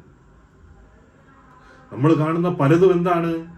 ആരും ഭഗവാനെ മാനിക്കാതെ സ്വന്തം ഇഷ്ടപ്രകാരം വ്യാഖ്യാനിച്ചിരിക്കുന്നതാണ്. പക്ഷെ ശ്രീല പ്രഭുപാദിനെ സംബന്ധിച്ചിടത്തോളം എന്താണ്? ഗൗഡീയ വൈഷ്ണവ പരമ്പരയെ സംബന്ധിച്ചിടത്തോളം ഭഗവാന്റെ പരമ്പരയിൽ നിന്ന് വരുന്നവരാണ്. അപ്പൊ അതുകൊണ്ട് ആ കുരുക്ഷേത്ര യുദ്ധക്കളത്തില് അർജുനനോട് ഭഗവാൻ എന്താണ് പറഞ്ഞിരിക്കുന്നതെന്ന് ആർക്ക് അറിയാം? ഈ വ്യാഖ്യാനിക്കുന്ന പരമ്പരയിൽ നിന്ന് വരുന്ന ആചാര്യന്മാർക്ക് കറക്റ്റായിട്ട് അവർക്കറിയാം. കാരണം എന്തുകൊണ്ടാണ്? അവര് പരമ്പര വഴി വന്നതാണ്, അവര് ഭഗവാന്റെ ശുദ്ധ ഭക്തരാണ്, അവർക്ക് വെള്ളം ചേർക്കേണ്ട കാര്യമില്ല, അല്ലേ? അപ്പം ആ വ്യാഖ്യാതാവിന് കൃഷ്ണനെ കുറിച്ച് അറിവ് ഉണ്ടായിരിക്കണം, പൂർണ്ണമായിട്ടുള്ള അറിവുണ്ടായിരിക്കണം. അതുകൊണ്ടാണ് ഭഗവത്ഗീതയ്ക്ക് വ്യാഖ്യാനങ്ങൾ ഉള്ളത്. അതുകൊണ്ടാണ് ഈ ഭഗവത്ഗീത യഥാരൂപം നശിക്കാത്തത്. മറ്റു പല വ്യാഖ്യാനങ്ങളും അവിടെ ഇവിടെയൊക്കെ നശിച്ചു പോകും, പക്ഷെ ഇതൊരിക്കലും നശിക്കില്ല. ഈ ഒരു വ്യാഖ്യാതാക്കളുടെ പാരമ്പര്യത്തിന്റെ ഭാഗമല്ലാത്ത ഒരാൾക്ക് എന്ത് ഭഗവത്ഗീതയെ കുറിച്ച് എഴുതാൻ വേണ്ടിയിട്ട് സാധിക്കില്ല, അല്ലെങ്കിൽ ശരിയായിട്ടുള്ള ജ്ഞാനം എത്തില്ല. പ്രഭുപാദര് പലപ്പോഴും പറയാറുണ്ട്, അങ്ങനെയുള്ള ഗീതയുടെ വിവർത്തനങ്ങള് ഭഗവത്ഗീതയെ അല്ല. എന്തുകൊണ്ടാണ്? അവരുടെ സ്വന്തം ആശയങ്ങൾ കൂടി അവര് ഗീതയിലേക്ക് കൊണ്ടുവരും, കുറച്ച് മസാലയും കൂടെ ചേർക്കും, ആസ്വദിക്കാൻ വേണ്ടിയിട്ടും ആ ഗീത മേടിക്കാൻ വേണ്ടിയിട്ടും. അതുകൊണ്ടാണ് സ്വാമി വിവേകാനന്ദൻ പറഞ്ഞത് ഭഗവത്ഗീത കത്തിച്ചു കളയാൻ വേണ്ടിയിട്ട് പറയുന്നത്. കാരണം എന്തുകൊണ്ടാണ്? 800-ൽ പരം ഭഗവത്ഗീത വ്യാഖ്യാനങ്ങൾ പല രീതിയിൽ അവരുടെ ഇഷ്ടത്തിന്. പക്ഷെ ഇവിടെ എന്താണ് മനസ്സിലാക്കുന്നത്? ശ്രീ ഭഗവാൻ ഉവാച എന്ന് പറഞ്ഞു കഴിഞ്ഞാൽ ആ ഭഗവാൻ പറഞ്ഞ കാര്യം മാത്രമേ പറയാവൂ, അതിന്റെ യഥാർത്ഥ അർത്ഥം മാത്രമേ പറയാവൂ, വേറെ ഒന്നും അതിൽ ചേർക്കരുത്, നമ്മുടെ ആശയങ്ങൾ അതിൽ കൊണ്ടുവരരുത്. ആ രീതിയിൽ വേണം നമ്മൾ അത് സ്വീകരിക്കാൻ വേണ്ടിയിട്ട്. ഭഗവാൻ എന്താണോ അർജുനനെ പറഞ്ഞത്, ആ അർജുനൻ എത്രമാത്രം വിനയത്തോടു കൂടിയാണ് ആ ഗീത അക്സെപ്റ്റ് ചെയ്തത്, ഭഗവാന്റെ ഉപദേശങ്ങൾ സ്വീകരിച്ചത്, അതേ രീതിയിൽ വേണം നമ്മളും ആ ഗീതയെ സ്വീകരിക്കാൻ വേണ്ടിയിട്ട്. 1-ാമത്തെ അധ്യായത്തില് ഈ ഒരു സംഗതിയാണുള്ളത്. ഇത് കുരുക്ഷേത്ര യുദ്ധക്കളത്തിൽ ഇത് എന്താണ് പറയാ, ഇതിന്റെ എസൻസ് എന്ന് പറയുന്നത് 2-ാം അധ്യായമാണ്, അതിന്റെ സംഗ്രഹം എന്ന് പറയുന്നത്. 1-ാം അധ്യായം ഇതിന്റെ തുടക്കം കുറിച്ച് വെക്കുന്നു. അർജുനൻ ഈ ഒരു യുദ്ധം ചെയ്യാതിരിക്കാൻ വേണ്ടിയിട്ടുള്ള കാര്യങ്ങളൊക്കെ തന്നെ നമ്മളെ പോലെ തന്നെ നമ്മൾ എങ്ങനെയാണോ നമ്മുടെ ശരിയായിട്ടുള്ള ധർമ്മം അനുഷ്ഠിക്കാതെ നമ്മൾ മാറി നിൽക്കുന്നത്, അതേപോലെ അർജുനനും മാറാൻ വേണ്ടിയിട്ട് ശ്രമിക്കുന്നു. അതുകൊണ്ടാണ് പറയുന്നത്, ഇത് നമ്മളോട് പറയുന്ന രീതിയിൽ വേണം നമ്മളും കേൾക്കാൻ വേണ്ടിയിട്ട്. എല്ലാവരും ആ ഒരു രീതിയിൽ വേണം ആ ഭഗവത്ഗീതയെ സമീപിക്കാൻ വേണ്ടിയിട്ട്. ഞാൻ ഓരോ അധ്യായവും എല്ലാ ദിവസവും അല്ലെങ്കിൽ ക്ലാസ്സിന് മുമ്പ് 2 ദിവസം മുമ്പ് എല്ലാ അധ്യായവും അതിന്റെ ശ്ലോകവും അർത്ഥങ്ങളും എല്ലാം ഗ്രൂപ്പിൽ ഇടുന്നുണ്ട്. കഴിഞ്ഞ ദിവസം ആദ്യത്തെ അധ്യായത്തിന്റെ ഇട്ടു, അത് വായിക്കുക മൊത്തം. അപ്പൊ നിങ്ങൾക്ക് മനസ്സിലാവും. ഈ ഒരു 18 അധ്യായം കഴിയുന്നതോടുകൂടി തന്നെ പൂർണ്ണമായിട്ടും ഭഗവത്ഗീത എല്ലാവർക്കും മനസ്സിലാവും. നിങ്ങളുടെ ഹൃദയത്തിൽ അത് സ്വീകരിക്കുകയും അത് ജീവിതത്തിൽ പ്രാവർത്തികമാക്കാൻ വേണ്ടിയിട്ട് സാധിക്കും. അതിന് ഭഗവാൻ നിങ്ങൾ ഓരോരുത്തരെയും അനുഗ്രഹിക്കും. ആ ഒരു അനുഗ്രഹം എല്ലാവർക്കും ഉണ്ടാകും.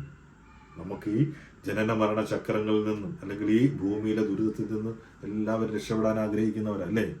ആ രക്ഷപ്പെടുത്താൻ ഒരാൾക്കേ സാധിക്കൂ, സാക്ഷാൽ ശ്രീകൃഷ്ണ ഭഗവാന് മാത്രമേ സാധിക്കൂ. ഗീത അനുസരിച്ച് ജീവിച്ചാൽ മാത്രമേ അതിന് സാധിക്കൂ.